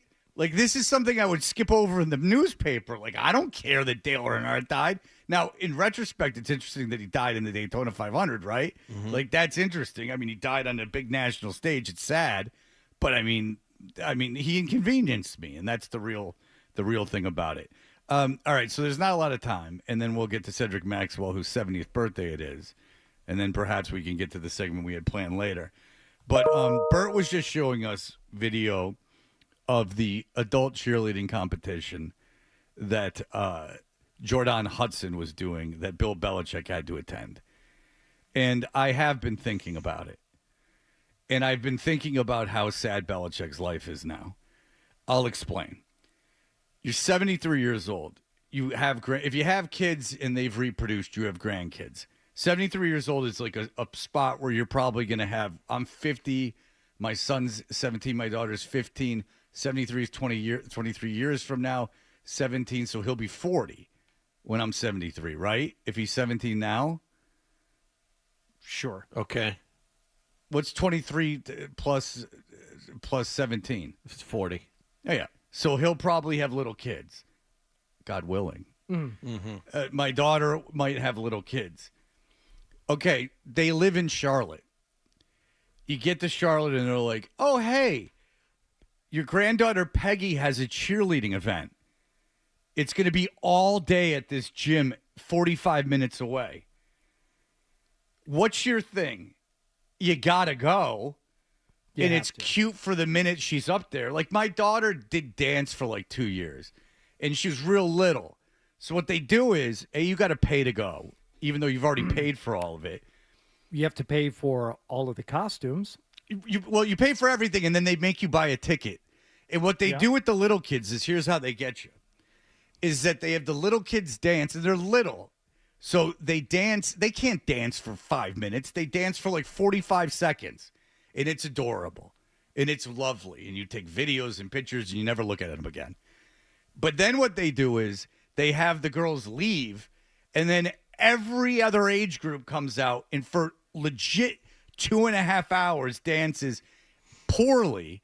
And there's nothing that you're interested in. They're not your kids. But the reason you have to stay is they bring everybody out at the big end. Number at the end, yeah. To do a very quick number at the end. Or they do 2 numbers, and the little kids go first, but then they also go later in the program, and then they bring everybody out. Well, I can tell you this, too, is that the 6-year-olds, not a lot to do in the big dance. They're more just standing there. And my daughter was adorable and still is. But I got to tell you that I can see her be adorable in a lot of situations. Not 2.5 hours worth of watching some 18-year-olds dance around. And you're like, what the hell am I watching? Wasn't that always fascinating, too, at my daughter's recitals? There were some girls out there as, teenagers. These girls were in high school with, dare I say, very little aptitude for dance.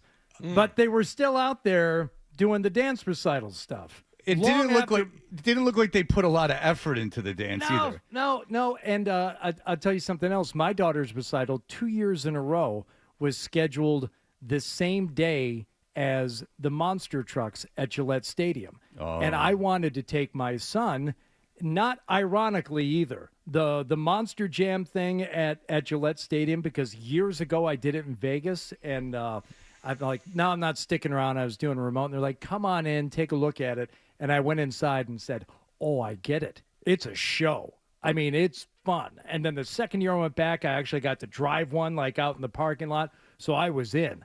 And I wanted to take the boy to go see monster trucks. 2 years in a row, the recital was, or 1 year it was on Father's Day. I'm like, okay, that's fine. What else are you going to do? But the other year, it was the same night as monster trucks. I'm like, this is the polar opposite of monster trucks. What I'm sitting here doing right now, spending all this money at this thing, because multiple costumes, you got to buy each one of those. You got to buy the tickets. You got to buy the flowers. You got to buy the flowers when you go in, so you get to get the flowers when they're done. And my son is sitting there too, and he knows the whole time that we should be at monster trucks. I'm like, we can't do it. I don't know what to tell you. This is hell. This is absolute hell. So when I'm 73, the idea that my 17-year-old son and 15-year-old daughters would have kids conceivably at a normal age, like not a teen pregnancy or anything like weird, that they would have a kid when they're like 30, right, and that they would be old enough to be in a dance recital, tells you a little bit about the age difference. But listen, rich, successful guys banging younger chicks all the time. That was never the issue at all. Like, that's fine. Like, whatever. It's like kind of weird, but not on his part, but for her. Mm-hmm. And then it got weird with the social media stuff and all this. But what I will tell you is I want everyone to do, first of all, fine. Say Jordan Hudson, and I would look at her cheerleading, if we want to go under the guise that she's some incredible beauty that cannot be contained and that any man would fall at her feet, and this is a real Lolita situation or something. I never even read it. But that's a bad example. But this is some, like, temptress, some siren that, like, no one could resist. They just melted. Marilyn Monroe, you just melt at their feet. Like, da-da-da-da-da. Say that's the case. I do want you to think this. You've been dating them for a year and a half, and you're sitting around, and your work's not going well, and you are under a lot of pressure, and they go, I want you to spend the day. They're an adult that you're legally dating. Like, this is all on the level. And they say to you, I want you to come to an activity and sit there all day and watch me. Okay. I love you. Well, okay. What is this activity? I'm going out with a bunch of other losers in adult cheerleading. What? Yeah. You know how people cheerlead, like, kind of, like, not even really anymore, but some people cheerlead, like, in high school? Like, some, not nearly like when we were kids, but, like, a few? Yeah. It's a good activity. Like, they learn teamwork, and it's a good athletic activity, and there's syncopation and things. It can be fun. What are you cheering for? Is there a game to watch too? Yeah, like, usually that's part of the background, or it's like, an event for kids. It's not like a lot of, you think that usually ends very limited in college, but after the amateur level, this is over. Oh, no. I'm going to go out with people that are old, and I'm going to cheerlead and pretend that I am still in school. Why? Because it's my passion. I love cheerleading. That's right, computer. That's right, phone. Why does that keep happening? I don't know where that's coming It's from. not your fault. It's not bothering me. But everyone do this. Everyone who thought that none of this was dumb and none of this was weird, and Belichick's super on the ball and everything, and he's such a master of control, and he has everything so under control. Yeah. Real buttoned up. I would love some people to call in and tell me, like, I'd do it. This is not fine. Let's go under the impression that Jordan Hudson is, like, the most captivating beauty of all time. This is a year and a half of conceivably having sex with her. Like, this is a long time. Now we're dug into, like, a real relationship. Like, we're living together. Like, this is like a whole thing. And they approach you to spend a day at an adult cheerleading competition. Because, A, watching them's not cute to it. Watching them's boring and kind of sad. And then everyone who else isn't them that's competing against them is even sadder. So it's walking into this sea of Sadness. dark cloud, Losers. Ziggy, Charlie Brown sadness, and you got to sit there and and then it's over. And then you got to tell them they did a good job. Right. Yeah. And then they're talking about it. Oh, yeah, all the way home. Like, did you notice 45 on minutes. the break of this, like, that Ted sucks. He didn't throw me right. And you're like, shut up. Just shut up. Like, because it doesn't end there. There was a lot of talk about it going up, like, and she was off to, but she's leaving and doing something. A lot of time getting ready for it, and then the preparation for it. Yeah. Look, it's time she's not spending your money in real estate deals. Good. She's enjoying herself. I love her. It's nice that she's enjoying herself and doing an activity. Just don't make me have anything to do with it. You cognitive dissonance. I'm not really paying attention. Right. Sure, you're an adult cheerleader, but I don't have to think about it. Cheerleading, you're playing mahjong, whatever. Whatever you're doing, you're out of the house. You're out of the enjoying yourself. condo. Like, I legitimately love you. You're out of the condo. Good. Yeah. Then you go. You see, there's no crowd there. You're and sitting John. by yourself over John, man. how many people there have boyfriends or girlfriends? Mostly, I would say straight down the line boyfriends. Yeah. Regardless, it's co-ed, Right, but right. I would say boyfriends down the Right. line. Nothing wrong with it. But how many of them are going? And if they do, how catty is that crowd? Very catty crowd. Bill fits right in. Is there more criticism of the routines or the costumes? It's option B. This is yeah. this is such a ripoff of the Lady Gaga 2023 show, don't you think, Bill? Bill, that flip it had no pizzazz. What do you think? Razzle dazzle or no? Enough with the sequins, my God. My God, that makeup is those cheekbones are gonna cut someone's face off. Oh my goodness. Talk about Medusa. Right, Bill? Oh, God. Bill, what do you want to do after? You want to get some? You want to get some Cosmos and have some brunch? Bill, the bunch of us are going out after the Applebee's. Would you like to go? We're going to break down the event. We're going antiquing on Sunday. Quite a life. Quite a life he's run out for himself. You work all that time and do all that work. Look at him. Oh, you're just jealous. Nope. All right. Nope. Dan is offended. Oh, no. No. Dan, go ahead. So I got into cheerleading a few years ago. I was obsessed with sports, and I was sitting on the couch, and my wife's like, you must have another passion besides sports. And she said, like me, I like cheerleading. I go, I like cheerleading because I couldn't think of anything because I'm a dumb bird. All right. Oh, okay. There you go. There you go. All right.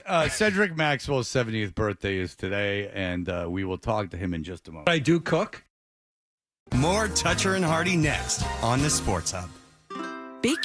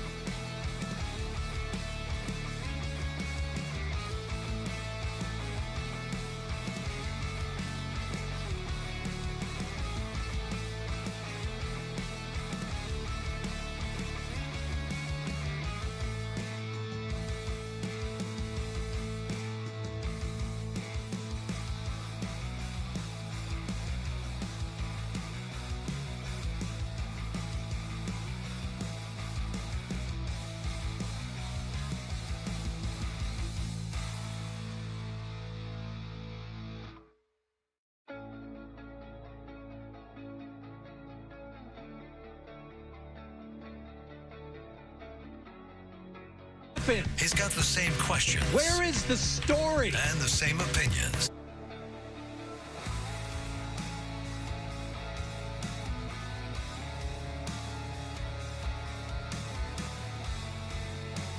Hi, Cedric. Hi, gentlemen. How are you doing this lovely day? We're doing well. I've been told that you're not a huge fan of your birthday, but we'd be remiss without saying happy birthday. Well, thank you very much. Little Stevie Wonder doesn't hurt anybody early in the morning like that. I love it. What era Stevie Wonder fan are you? Is it Little Stevie Wonder, or is it Called to Say I Love You, Cosby Show Stevie Wonder? What are we talking about? Musicquarium. Ooh. Man, I you know what? What was the one that Orange had a double album that had everything? Sir Do. I think that was Musicquarium. Oh no, I think that was Songs in the Key of Life. Oh, yes. Oh, that's a very controversial album. Thank you, John Wallach, for your blackness today. I really appreciate that. Anything I can do to help, Max? There is no one blacker than John Wallach. There you go. He grew up in Lexington. It's a very black community. He is. I'll tell you what. Even when I was a kid, and I grew up in Detroit, Michigan, which is very black, Cedric.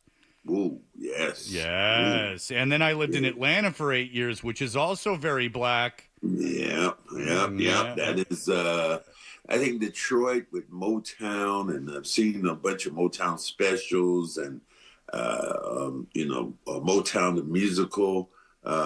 Just the vibe of Detroit during that time, during the 60s and the 70s. I guess you were there were you during the time of the riots when they were burning Detroit during the summer and all that kind of stuff? No, that was in the 60s. I was born in 75, but I was there for the fallout of the riots, which was no one living in that city for a very long time. Oh, okay. Yeah, but it was a transitional time during the 60s and the 70s, and Motown, the music, kind of lived it. Marvin Gaye, What's Going On, all these songs that just kind of, have fueled me over the years. And yeah, those are the best. Well, I will tell you this, is that this is without, I think, much debate if you asked music historians. By the way, Stevie Wonder, when he was a kid playing the harmonica, I defy anyone to go listen to that. It sounds incredible today. Like little Stevie Wonder. Like I Was Made to Love Her. Like that's an amazing song. Like there's no denying that song. But Detroit in the 60s, between Motown and the invention of punk rock music, which is what MC5 and Iggy and the Stooges did, the most important cultural city in terms of music of the late 20th century, kaboom. Not late 20th century, of the 60s and 70s, and then maybe New York City with hip hop and everything became that. But all that CBGB scene, all that soul and R&B and everything that came out of Detroit, there's no denying it. Everyone go and visit. Detroit just seemed like it was so alive. When you think about all the athletes who were there, all the venues, the Tigers, the Pistons, these were amazing times when you think about the city of Detroit because of what it was with especially people of color. Is there a city that has changed? I don't know if more is the right answer, but has gone through more transitions. Because Cedric, you were traveling to, and have been traveling to all these cities for, decade after decade now. Detroit was one thing, then it was another, and now it's back to being something else. Is there another city that you've seen change that much or go back and forth over the years? I think that, I tell you what, one that was really special for a while was San Francisco. But if you go to San Francisco now, it is, it's on the other side. I mean, you downtown San Francisco, we were staying at the Ritz. But if you come out of that hotel or the Four Seasons where we were staying at, you come out of that hotel, you're suspect there. Downtown was real active at one time. Homeless population is taken over in San Francisco. So not the best place when you think about going now, other than going to the game and then kind of coming back to the hotel. That's bad news because we're all going for the Super Bowl if the Patriots go. And we're not going. Fred says he's not going, but of course we're going as a show. They're going to, well, look, gentlemen, when the Super Bowl comes, rest assured, they're going to clean that city up. They're going to just get a a big broom and anything that was out there, all the homeless situations, all those things, they're just going to clean it up. And you won't see it for the Super Bowl. Now, they'll come back. Yeah. But during the Super Bowl, they're going to put their best makeup on. Adam doesn't like that you're saying homeless because there's another term for it. What's the term? Do you even know it? Yeah, the unhoused. The unhoused. It's very offended. Of course. It's very offended. I've never heard of the unhoused. I couldn't think of what it was either. I just knew Adam probably would have a problem with what you were saying. I'm busting his balls. I've always wondered what they do because when the Super Bowl was in Detroit not long, it was a few years after they opened Ford Field, but you get the Super Bowl. You build a new stadium, you get it.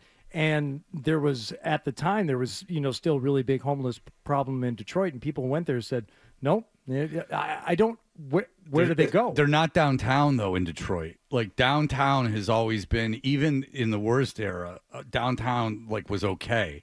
Now downtown, there's homeless people like any big city, but it's not like a scourge. Like, Detroit is so big by landmass. I'm sure everyone's very excited. Yeah, but okay. Well, but the bigger point is like in San Francisco. How do they get?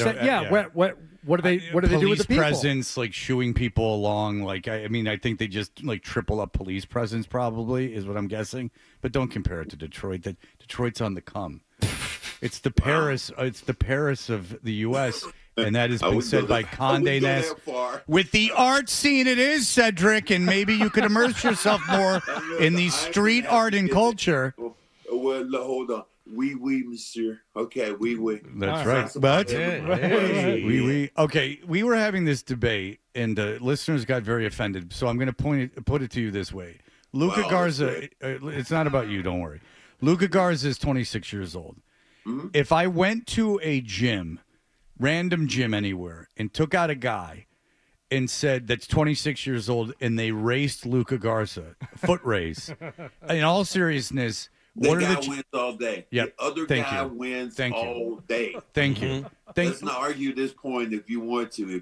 I love watching Luke run down the court. I love it. Because his arms are chugging. He is pushing. And every foot he takes seems like it's a challenge. So he's not the most graceful guy in the world and probably not the fastest. So yeah, you could probably go to any local gym, 26 years old. I get a bunch of brothers out here, go to Roxbury right now. He comes in last every time.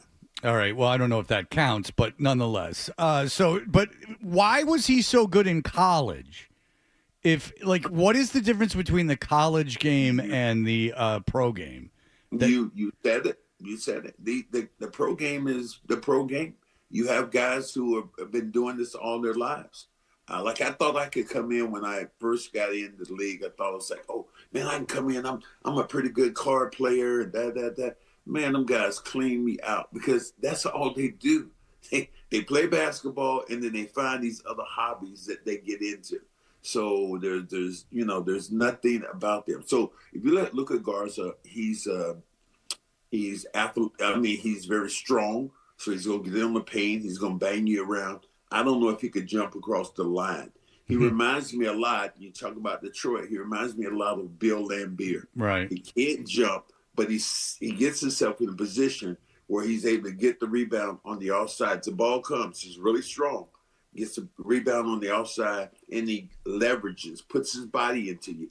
I remember a play, I think it was last week, where somebody came down, and I want to say it was Brown, and he threw a lob, and Luka Garza was coming from the outside, and Luka Garza looked at the ball like it was, what do you want me to do with that? I remember that. So just he's just not athletic in that sense, and it's nothing wrong with it because he gets the job done in a lot of other ways, and I happen to like his physicality when he plays the game. I really like him. I'm wondering. Talk about Jaylen Brown a little bit more. Obviously, the microscope's on him this year with no Tatum available. Do you think he's kind of lived up to the leader and facilitator and a guy who can step in and make other people better around him, or is he just scoring points? I love John when he asks you these obvious questions. That's why he's my favorite. One of my favorites. You're saying he's dull. He leads you to it. He leads you to it. Yes, he has done that. I think he's been a facilitator. He set the table. What I want him to do a lot more of is rebound the basketball. That's where you really miss Tatum, just rebounding on that up from the other forward position. Defensively, sometimes I think he's missed assignments. But offensively, he has been able to carry the load. He's hit some amazing shots that very few people in this league can hit. Jumping back off the one leg and falling, it's unbelievable to see him do that. His consistency and where he stands up on this team, and he talks to the players a lot. I think he talks to Peyton Manning, Peyton a lot, Pritchard a lot. And I think he gets him going and, he fires guys up in a very quiet way. He's not that, rah-rah in your face like Giannis or doing it like KG, but he's consistent this year in doing that. And I think they'll be better for it. And they're going to be better in the future for it because I think that a lot of times I think he's taking the second road when Tatum's around, except during the playoffs when he was able to be the MVP. Well, let me lead you to one more then, Max. Okay. Are you excited to see the Brooklyn Nets again tonight? Because now that you've seen them once this week, you'll actually recognize and know who some of these guys are out on the court. I don't know that I will. That would be good. Yes, I know that there's a guy Clowney who's there. I knew several players who were playing. Claxton is a big time rebounder, but they're going to struggle. They're going to struggle mightily this year, and it's a far cry when they had KG and Kyrie and Simmons and Harden. This team is not like that. All those name players are gone now, so they're going to struggle mightily when it comes to play. So these games are, to me, I know Sean Grande doesn't like to use this, but these are must-win games if you are talking about being a playoff team or play-in team. You have to feast on the carcass of those dead animals, and right now they seem to be somewhat of a dead animal. Oh, well, if Granny doesn't like it, please drive that home tonight, if you would. All right. Look, yeah, I know. Every time you say his name, I do. I lead you right to it. Well, I appreciate it, too, because I love to insult. You jump in with 2 feet and religiously. I love it. Yeah, and I've never even met him, so here we are. But all right, look, the bottom of the East is really bad, and I'm just wondering if it's like exceptionally bad in your opinion. Is this kind of like a unicorn year for just how bad the Wizards, Pacers, Nets? I mean, the Hornets are pretty bad too. I don't know if they're as bad as them, but are these? Is this like a lot of like super bad teams for a year? It seems like it, especially the Pacers were really good. Halliburton, the players that they had, they were really good. Under Rick Carlisle, they were really, really good. Last year to make it to the finals.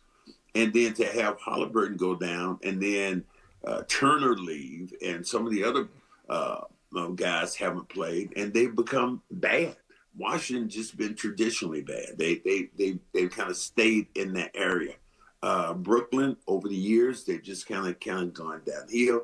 Charlotte is the one that surprises me because I think by having a new coach, Ball being there as a facilitator, Miles Bridges being there. There's some pretty good talented guys that are in Charlotte. So I'm not sure if that team is eventually they're going to get it. I think they're too talented and too young and coached not to be in the mix. But yeah, it seems like there are some teams right now in this league this year, especially in the East at the bottom, who are really, really bad. The West isn't much better. Well, we got a break, but listen, remember you have to feast on these teams and their must-wins. I will listen tonight. Please, just even in the pregame, just go. Sean, these are the games that you have to win.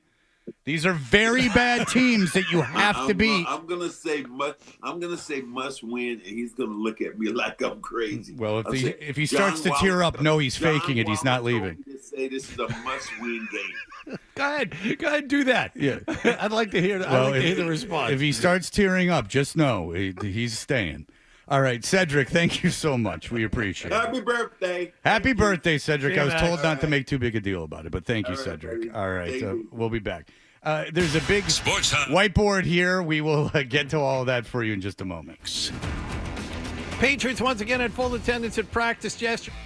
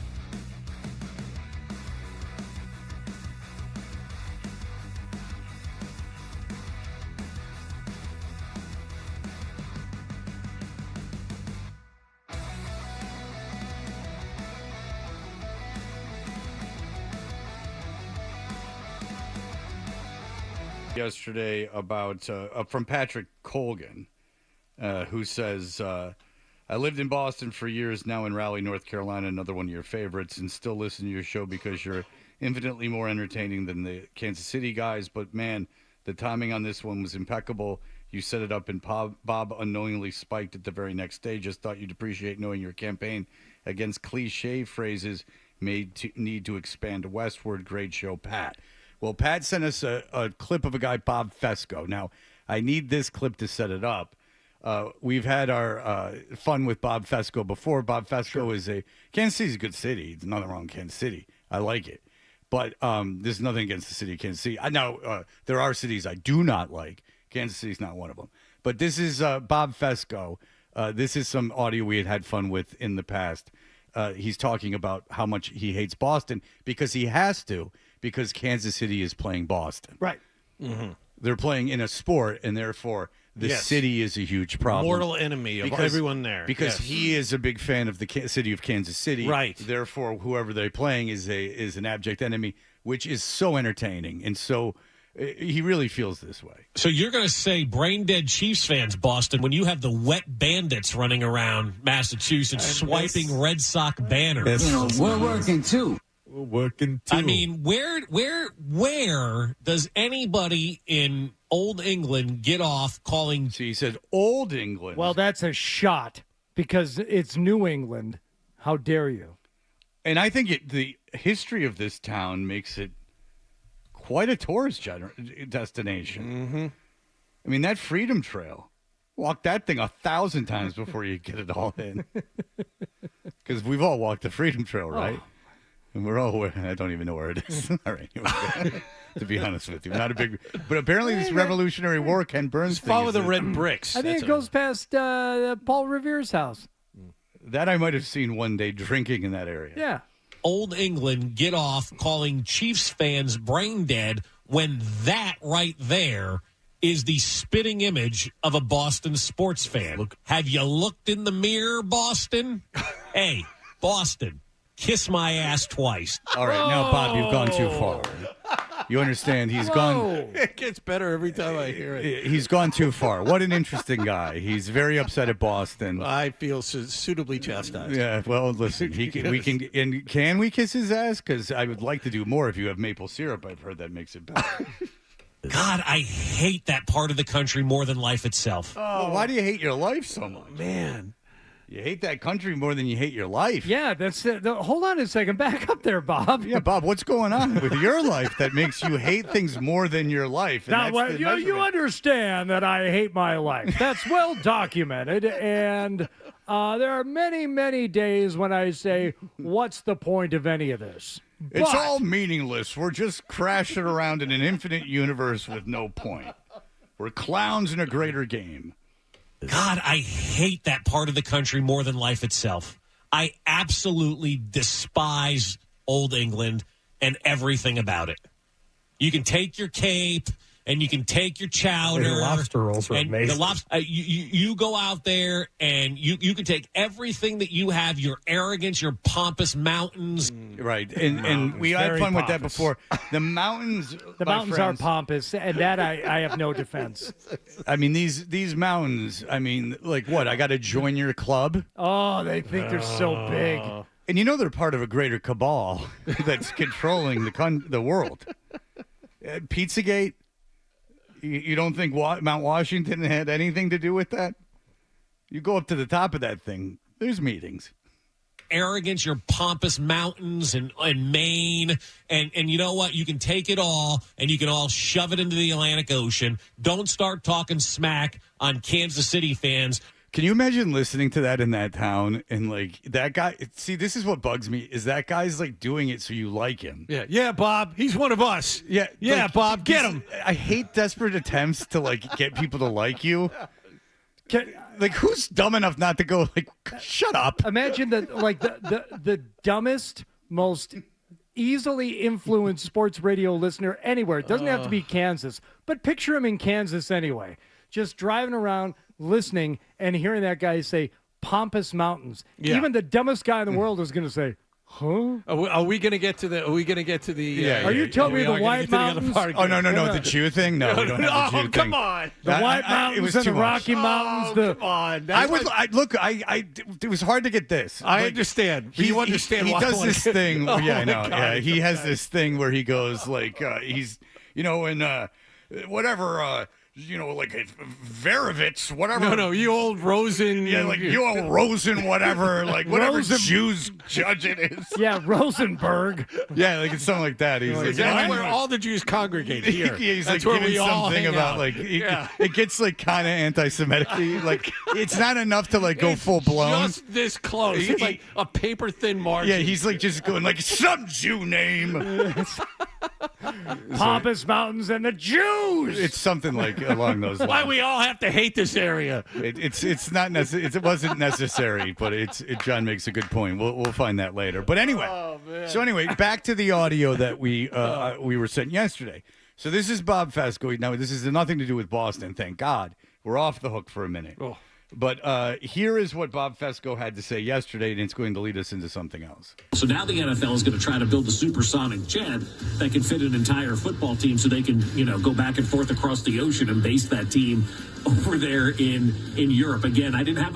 Okay, so before I get to the main point, do you understand the NFL is inventing a plane? To my knowledge, the NFL is not actively involved with Boeing in the development of said jet. Yeah, this story came into they're building a supersonic jet that can take a lot of people fast. To the NFL would use this to their advantage to have a team overseas.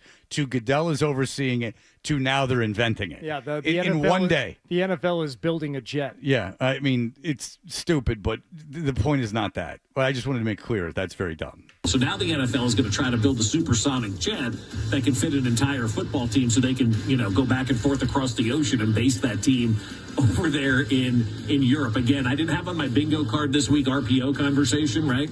I also didn't have on my bingo card the NFL investigating supersonic flights so they could expand to Europe. Okay, so what he did there is he said, I didn't have on my bingo card, which is a repetitious online joke that now has become part of his vernacular. In Europe, again, I didn't have on my bingo card this week RPO conversation, right? I also didn't have on my bingo card the NFL investigating supersonic flights so they could expand to Europe. It's a sign of stupidity. It's just so dumb. I hate how people do it online. It's just a repetition of a joke. Again, I didn't have on my bingo card. Just say the NFL. Well, first of all, you're wrong, but like the NFL's inventing a jet. That's weird. No, it has to be. It wasn't on my bingo card, which is just mimicking crap that you're reading. It's just asinine. Anyway, Kendra does it. She's going to be here. We have a big board in back. We're going to have an exercise. But she's not the only one. To these horrible terms that people just repeat. It's like repeating a joke over and over and over again. And they're oftentimes describing absurd things that just on their own are the meat of it. Like the adult cheerleading thing Belichick was asleep at. Like, that's enough. Doesn't need a repeated joke before it. No, I didn't have on my bingo card Bill Belichick going to an adult cheerleading thing. What's wrong with saying that? And we talked about that yesterday, and that's why the guy sent the Fesco clip. We will have all of this for you in just a moment. You're listening to Toucher and Hardy on the Sports.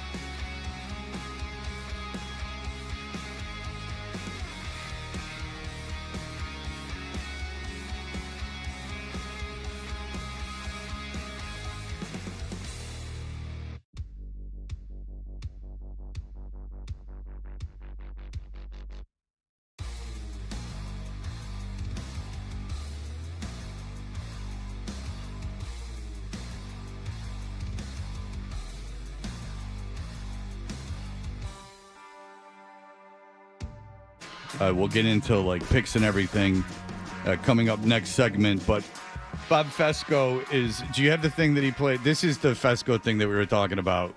When he was talking about Boston, Pompous Mountains, this is something else he had to say. Ben in New England is dialing in. Good morning, Ben. Good morning. As Guns N' Roses, Axl Rose said, where do we go now? We've been there before up here. We've been there before. But I am curious. They have a slightly lower Jewish population in Cincinnati, so what kind of jokes will you make? Any Judge Rosen, whoever, seen jokes about What? I don't know. I knew that one could go Benjamin. one of two ways. I thought it was going to go there. A Rob in Blue Springs. I never heard didn't know what that was. I didn't know what that was. Delightful, right? I'd never heard that before. neither. I didn't even give Benjamin credit for that. That's our Benjamin, Ben. That's our Ben. That's fantastic. Our boy. Good for you, Ben. I like how they hung up on him too. Like no explanation. Like just like what a terrible boy. He's bad at radio. Like I'd want to clear things up. You know, like I don't know if I just want to leave that sitting there. I'd kind of want to like go like, what are you talking about? Move along. Move along now. What day is this from? When is this from? This is from before. I don't know. Look, man. Okay, we're wasn't like lost recently. today. It was. I don't want to get too. I have We to. got a imagine big it's match from game to play I'm here. sorry. Let's go. All right. So what Bob Fesco did yesterday was I was complaining about how the adult cheerleading thing that Jordan Hudson did, Bill Belichick was at. Someone put a video of it up. It's a good video or a picture of Belichick like half asleep at this thing with a bad look on his face. And they put, I didn't have Bill Belichick asleep at an adult cheerleading event on my bingo card.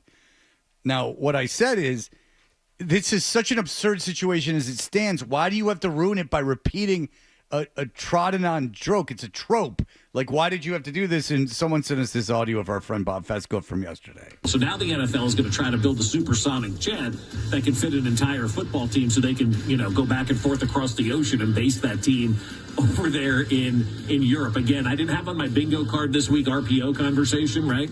I also didn't have on my bingo card the NFL investigating supersonic flights so they could expand to Europe. And it's not like a cool word or something that became part of the culture. It's just a joke. Like, that started as a joke, and you're just repeating it. So, Hardy. So there are many phrases that get under your skin like this, Fred. The rest of... you love them, by the way. It's only me. I absolutely love them. Okay, so I don't love them, and as far as I know, I'm not guilty of using any of these, but many people are. So we have a list of phrases, and then we have a list of people. All, for the most part, I would say friends of the show, with the exception of maybe 2 or 3. Well, I love Kevin Sorbo's politics. Yeah, I would say awful announcing, not necessarily a friend of the show. Jordan Hudson, not a friend of the show. But the rest of the names up here, Mike Giardi, Adam 12, Tyler Milliken, Nick Gemelli, Kendra Middleton, Connor Ryan, and Ryan Beaton, all guilty. Ryan Beaton has an account where he's putting up material. Beaton's Twitter is good.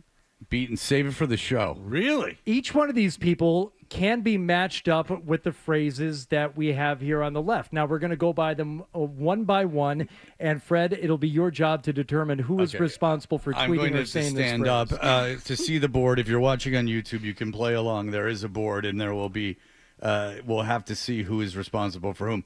Does anyone have a dry erase marker, or was that thought we about? do. Kendra, would you please? Yeah, I'll Vanna White this. I like that. All right, you can stand up right away. Okay, but you can Vanna White this thing if you would. If you can draw the line, thank you. So we're going to start off with the phrase "so and so needs a hobby." Who has tweeted out that someone needed a hobby? Okay, that's the least offensive out of all of them. So I am going to say Adam 12 is responsible for that one. No, hold on. Don't draw the line yet. Don't draw the line yet because he's we have wrong. To. Okay, because someone needs answer. a hobby is like a phrase that's like 70 years old, so that doesn't offend me as much. Okay, so this came from an awful announcing tweet about Pablo Torre saying that Jordan Hudson was around the Patriots as early as 2021. Someone named Daddy G said, "Good Lord, Pablo needs a hobby," and that was retweeted by Jordan Hudson. Of course. Jordan Hudson responsible for retweeting of needs a hobby. But so that is awful announcing is responsible for that. Now, everyone should have a hobby. Rod Stewart had model trains. Yes. He was very passionate and still is to this day. All right, what else? All right, we're going to go to the next phrase.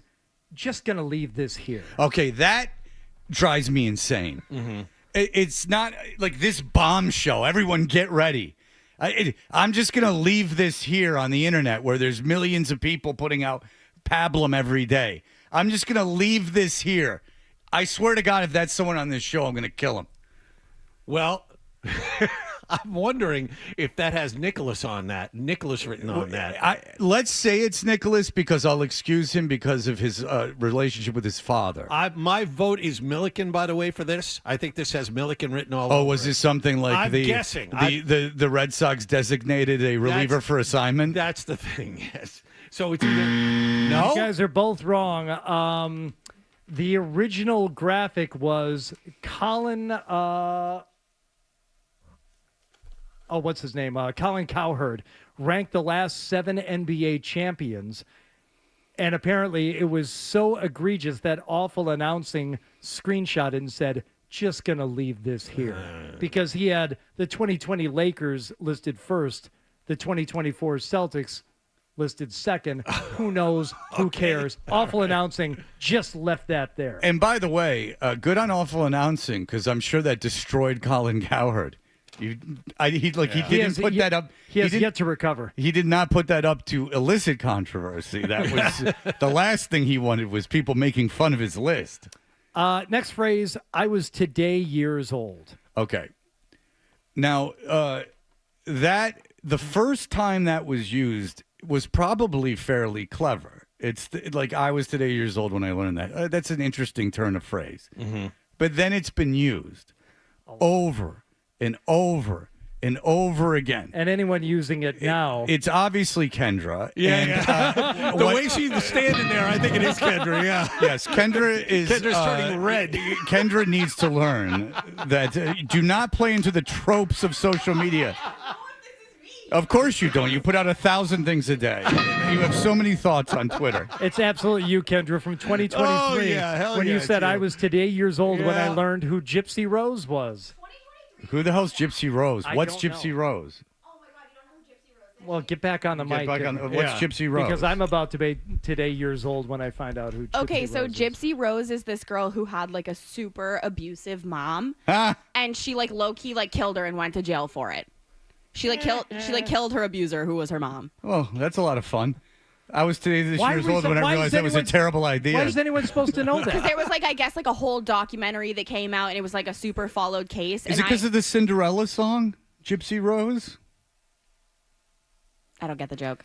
It's not a joke. It's actually a song by Cinderella. You know Cinderella, Tom Kiefer's outfit? Listen to Eddie Trunk today. He'll educate you. All right, Kendra, back to the board, if you would, please. You're doing a great job of drawing the lines. We appreciate No, I you. wouldn't go that far. Next phrase, so I did a thing. Now, this is to presumably announce what kind of thing? No, like a rock? This is anyone. How gross was it? Who announces a new venture? Sometimes it's a column that they've written. Or so put it's together. false modesty. It's like that humble brag that comedian from Parks and Rec invented. I did a thing.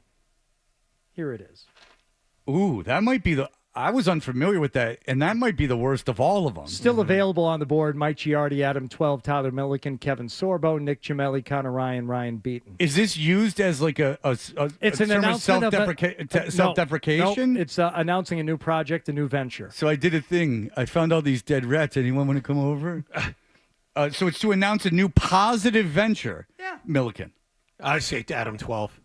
No, Adam 12 has no new ventures. That would be superstar Kevin Sorbo, who's announcing the launch of his new Every Liberal Meltdown Distilled Tears of the Left Bourbon.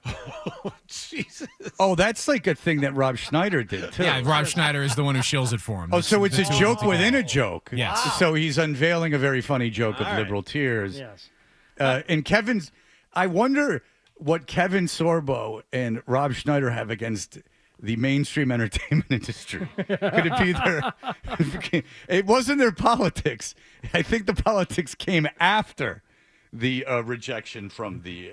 Once it was discovered that nobody was interested in any projects they had to offer up after 1988. I think that's a Scott Baio situation as well, is that you kind of lean into it as, this is the reason. Yes. Yeah. All right, go ahead. All right. Adulting.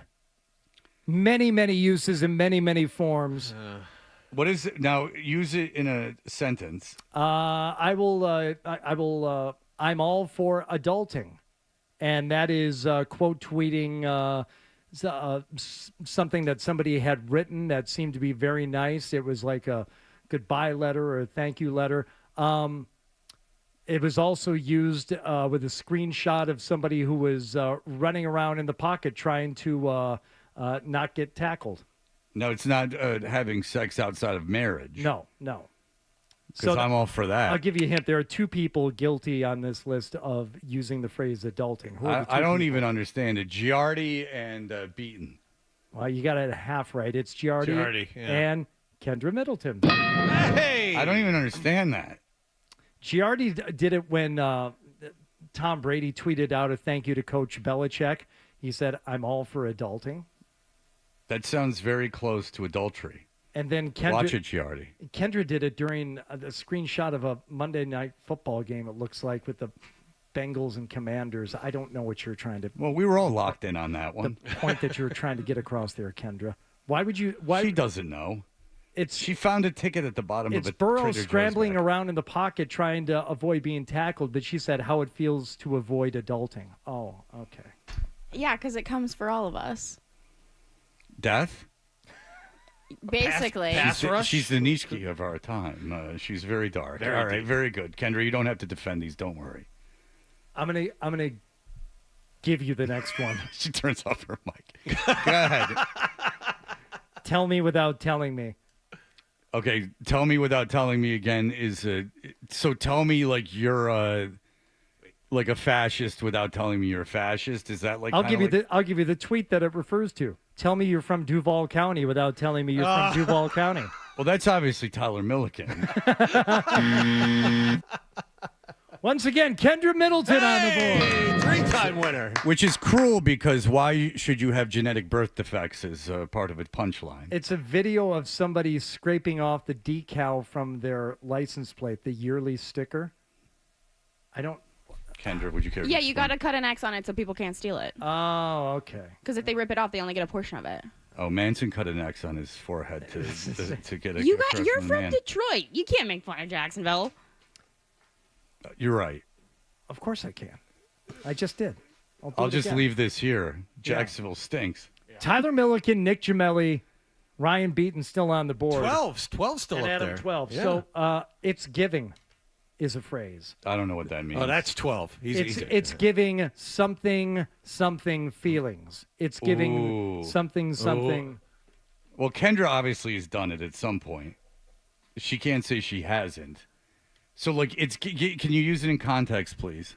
It's a photo of someone dressed up in a baseball uniform, and the person said, it's giving Mets-era Tommy Hunter. Oh, that's not 12. Well, that's obviously Milliken. Yes. It was Tyler Milliken's photo, but it was Adam 12's comment saying it's giving Mets-era Tommy Hunter. Okay, so what Adam does is he plays that game where you have to, like, name random baseball people in the grid. Immaculate Grid, yes. The Immaculate Grid, and he puts So Taguchi in. I love So Taguchi. About twice a year, and then I get a text from him very pleased with himself that he put So Taguchi it's when in there's something. a box for the Cardinals and the Phillies, because that's the team that the 2 teams he played for. He was a very popular Cardinal, and Adam will send it to me, and then I am obligated at some point in the day to return it and say, yes, Adam, I understand. So Taguchi is a good pull. That's right. That's right. Thank he was you. a very good player in a Felt playoff good when team. you replied. Thank you. All right, so now You're we're getting welcome, down to Adam. I love you. Process of elimination here as we get down to the bottom. Ryan Beaton, Nick Gemelli, Tyler Milliken. Okay, because these are the worst ones. One I don't know, and then the other ones are the worst ones. Do you not know Chef's Kiss? No. Oh, yes, and that is one of the worst ones. Chef's Kiss, and it was used... It better be something horrible. Well, that using Chef's Kiss, it better be like a beheading.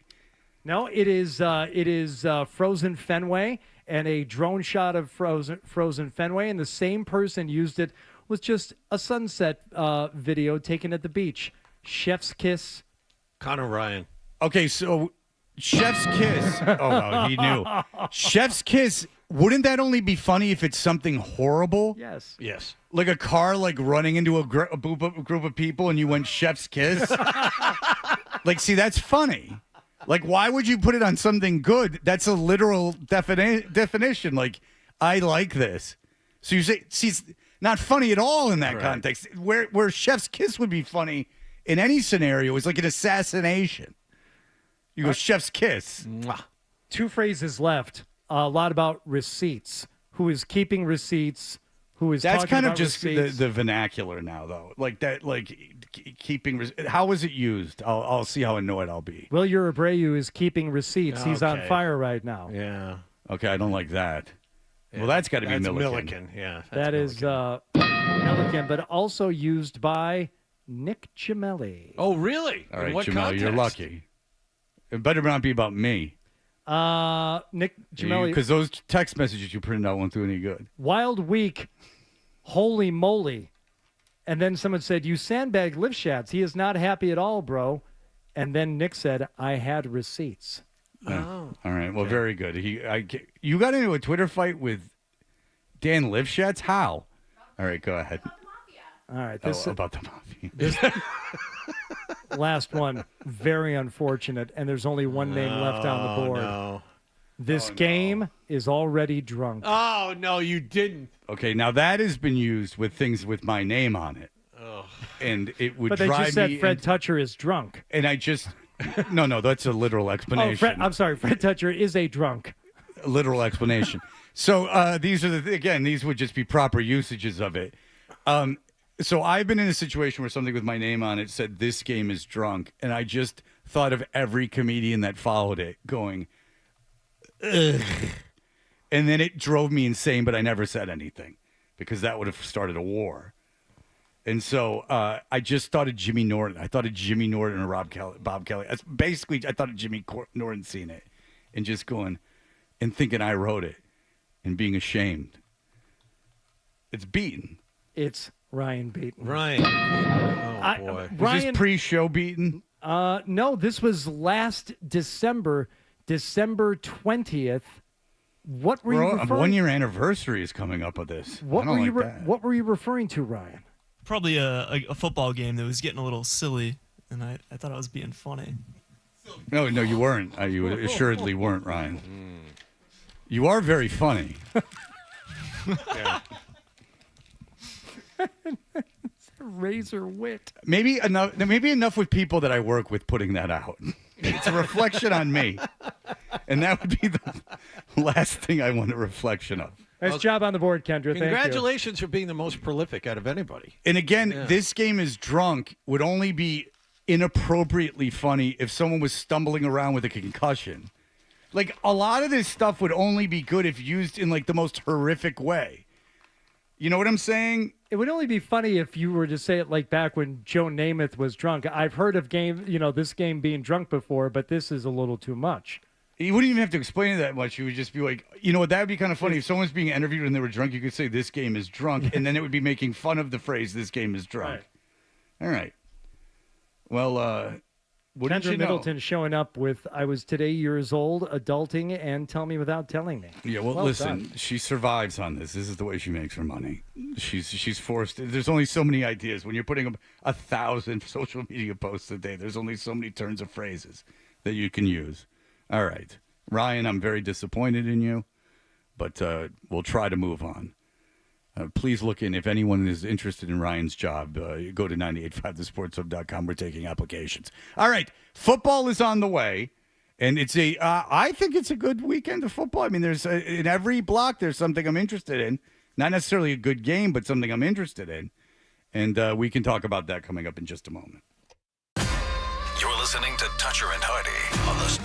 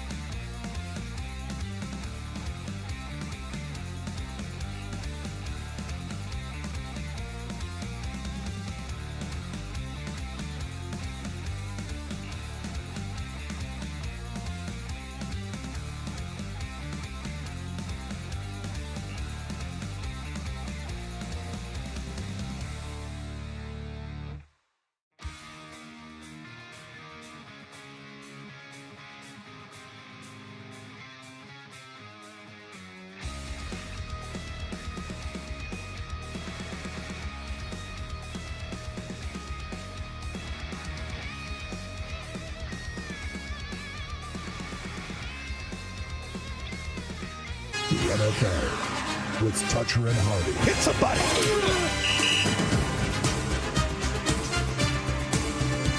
Okay, we are Toucher and Hardy. Kendra Middleton is here thanks to DraftKings. Now, Kendra, any wagers on adult cheerleading going on?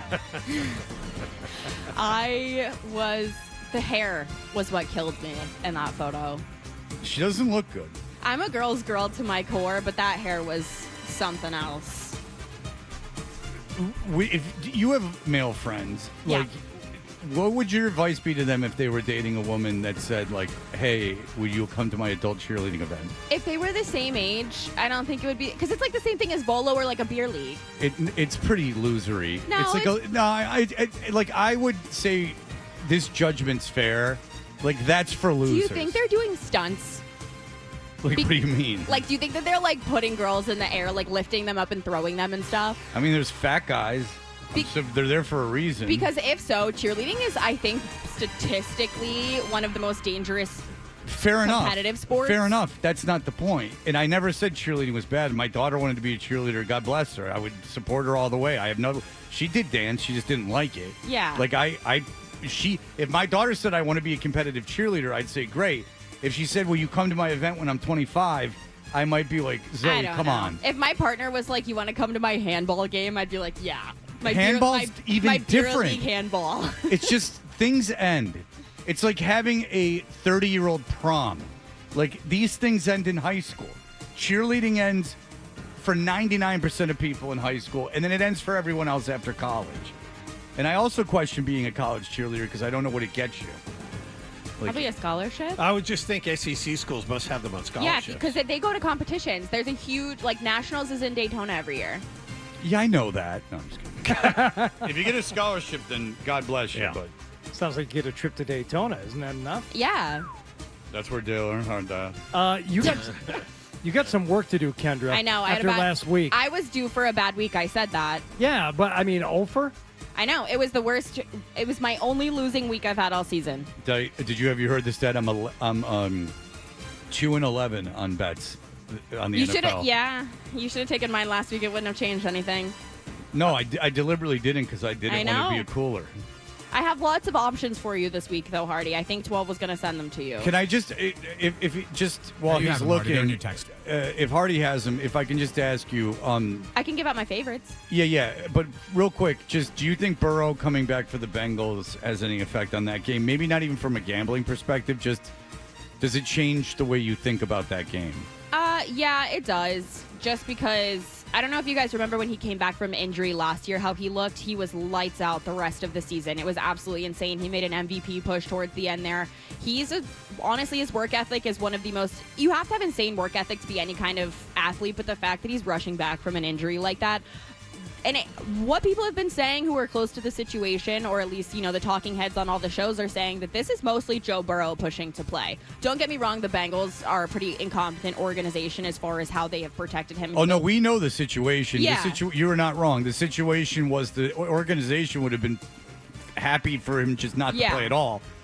But Bert knows a lot about football. Say what you want about Bert. He knows a lot about the NFL. He really does. He talks to, like, all these guys. And sometimes the people he talks to end up being wrong about the draft or something. But he puts Burrow in another stratosphere. Like, he says Burrow's peers are Brady. Like it's not Mahomes or not even Mahomes or he's going the modern day Brady is or Lamar Jackson. Saying, like yes. Bert talks to people around the NFL. There at least is a sentiment with some in the NFL that Burrow is like a transcendent talent at quarterback. Yeah. Like better than anyone playing currently. Yeah, Cincinnati's wasting him. And that includes Patrick Mahomes, you would think, if that's what the conversation is, because Brady's better than Mahomes. So if Brady's his guy, he's better than Manning. I'm taking it to an extreme, but that means he's better than Manning. He's better than Andrew Luck. He's better than these guys. Not Trevor Lawrence, maybe, but close. The can't miss kid. Yeah, that's right. Right. You're talking about wasting lighten up the league. All right, listen, you've got a bunch of like player props here.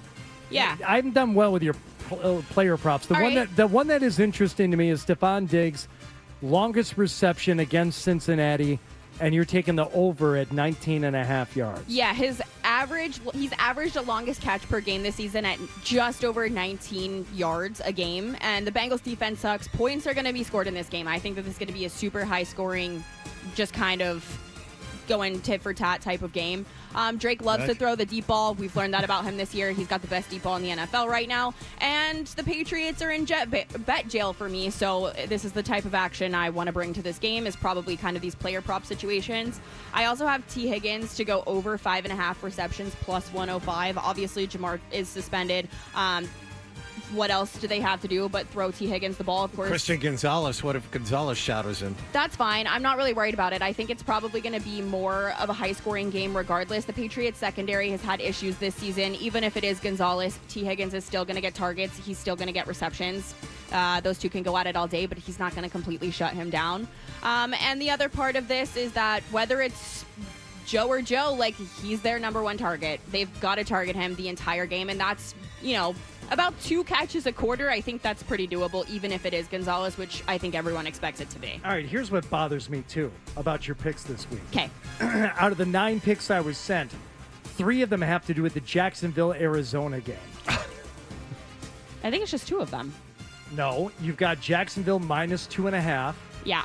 And then you have, and then you have Trey McBride getting over 7.5 receptions. Yeah.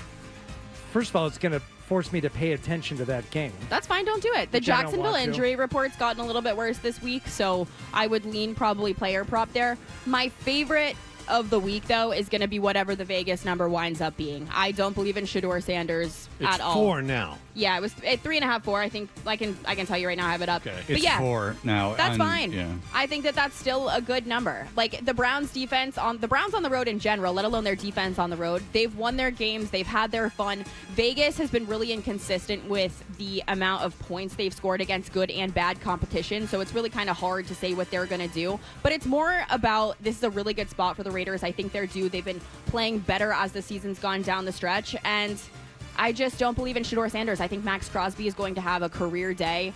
I think Shedeur is probably going to throw at least 3 interceptions in this game, to be completely honest. All right. I'll do the Raiders bet Okay. with you. I got them at 3.5 here, so Okay. I'm fine with that. How about the over in the Patriots-Bengals game? You're talking about how it's going to be high scoring. Top over-under on the board. 50.5. 51.5 now.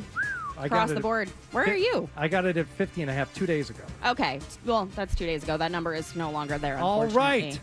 I don't hate that. I think a lot of people around Boston and kind of close to this game have been talking about how they expect this to be a shootout, and that was even before Joe Burrow was kind of in the conversation, which he's obviously not going to be that mobile, but Joe Flacco's an old man. He's not mobile either. I think you're going to get a little bit more out of I think you're going to get a little bit more out of Burrow, but it's not going to be that different, especially with Jamar Chase out. I think that would help the argument for the over, but the Bengals defense is absolutely garbage, and the Patriots secondary, like I said, has had a little bit of a struggle, so I expect there to be a ton of points scored in this game, so I don't hate that number. Okay.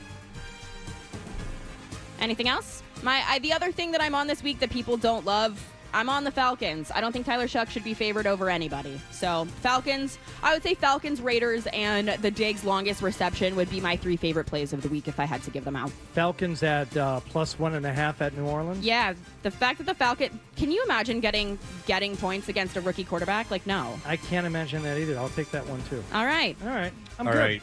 So I, over the last 2 years, have given the people 2 bets. Over the last 2 years. I remember one of them was when you were going to the Detroit game. It was the over in the Lions-Commanders game, which hit at halftime. And you were on Vegas to beat the Patriots. And I was game on one the of Vegas season. money Yeah. line to beat the Patriots. I These are the remember that. I had two. that Now, one as I've well. failed all my bets in my personal life. On the show, I've given you 2 bets. Give us one this week. I'm giving you one this week. Okay, what is it? I'm going to take it. It is the Jets plus 13.5 at Baltimore.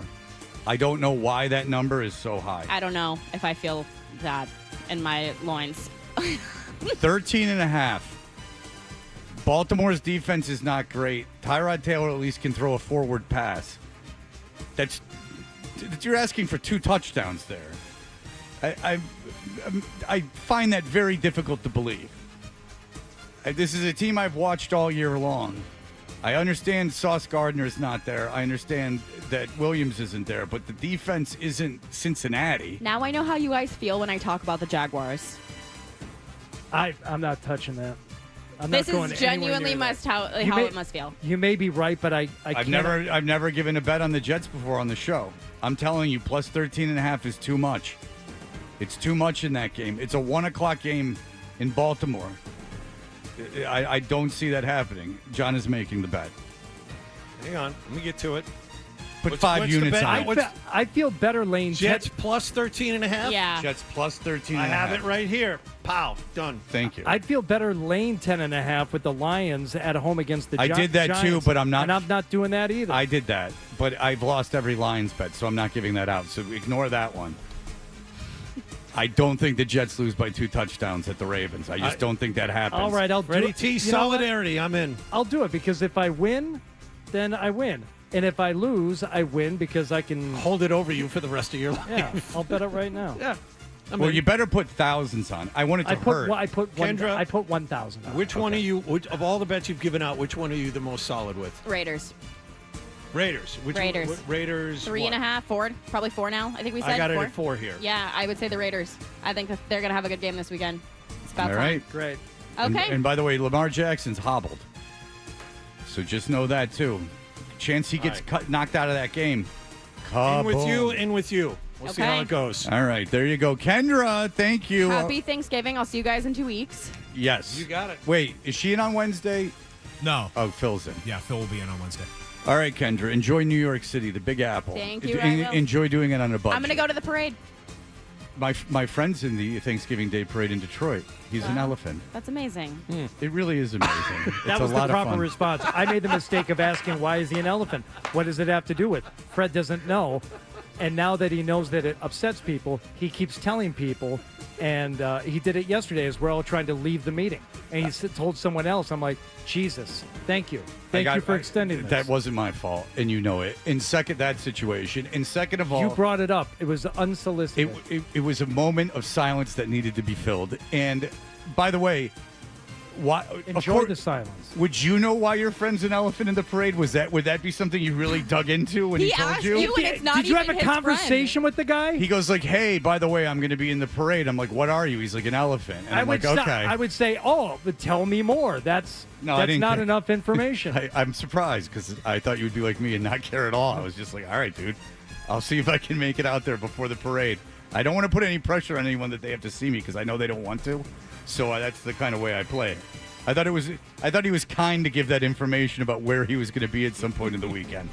All right, thank you, Kendra. We Okay, appreciate bye, it. boys. We'll be back. Here are the headlines. Sports.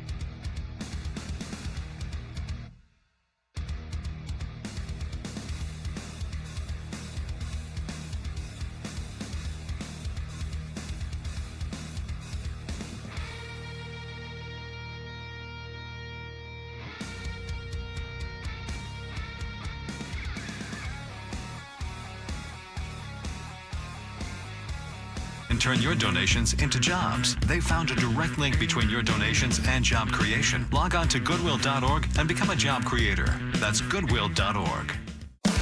This is what happens when analysts take over the games, take over the sport. This is where you talk sports. It happens all the time. The Sports Hub. Fred describes himself in 7 words. A guy in tights and a cape. And Hardy with blunt honesty. I am not known as Mr. Fun. Toucher and Hardy continues on the Sports Hub. We know what you're thinking. What could I possibly have missed from the show? It's time for The Stack on Toucher and Hardy. Kendra cut me off. I was in the middle of a nice rant. She stopped short. She stopped me short. All right, The Stack is brought to you by New England's largest Volkswagen dealer group at colonialvw.com. It's located in Medford, Wellesley, and Westboro. Come see the amazing finance and lease offers during VW's Winter Days deal, or Winter Deal Days. Yes! You can have it all at Colonial. All right, things to do in Boston this weekend for Adam, 12 or not. Adam's so poor. He's so poor. Destitute. Good news for Adam, 12 Look at this him dress. weekend. Lots of tree lightings going on. Ooh, it's that time of year. Yeah, I'm into and now I like those too. Yeah. 2025 tree lighting at Quincy Market. Now, this will be tomorrow, 2 to 7 p.m. The lighting of the 50-foot tree happens at 6 p.m. sharp. They will officially kick off the season with festive treats, special guests, and live entertainment from the Commonwealth Shakespeare Company. Oh, lovely. North End Music and Performing Arts Center, and so much more. Adam, 12. John, you are shaking your finger. No, You're shaking because your head. unless you take the train, which is a possibility, you have to pay for parking to get down there. Oh, well, that's no good. Oh, good. That's a good point. Yes, I'm out on that. Besides, tomorrow, it's my mom's birthday. Happy birthday, Mom. We're celebrating tomorrow. So I'm out on that tomorrow night. Give me something else that I can do on Sunday. How are you going to disappoint her this year? By continuing to work in radio. It's not going anywhere. They're going to legislate that it has to be in cars. Yes, AM radio. I'm glad you brought up trains, John. All aboard Trains at Science Park. Ooh. Step into a winter wonderland filled with intricate miniature train displays featuring snow-covered peaks, colorful landscapes, and tiny towns alive with motion. This is at the Museum of Science. I'm interested in that. Okay, I will pay money to go to that. I do think. Yes. Okay, I think this is interesting. You can tell me if it's not. My friend, his son, my friend Jay in Detroit, his son's like this brilliant car guy. Yeah. He has this job now. He's young. He's like 21. He goes to this institute. He has this where they make $250,000 replicas. What's the track called where you press the button? Slot car replicas. Yeah. But they're like a billionaire will go, I want a replica of the scene from some Steve McQueen movie, and it costs legitimately hundreds of thousands of dollars, and they design it and make this slot car track, and it takes up like a room, and there's enough people that this is a business that thrives.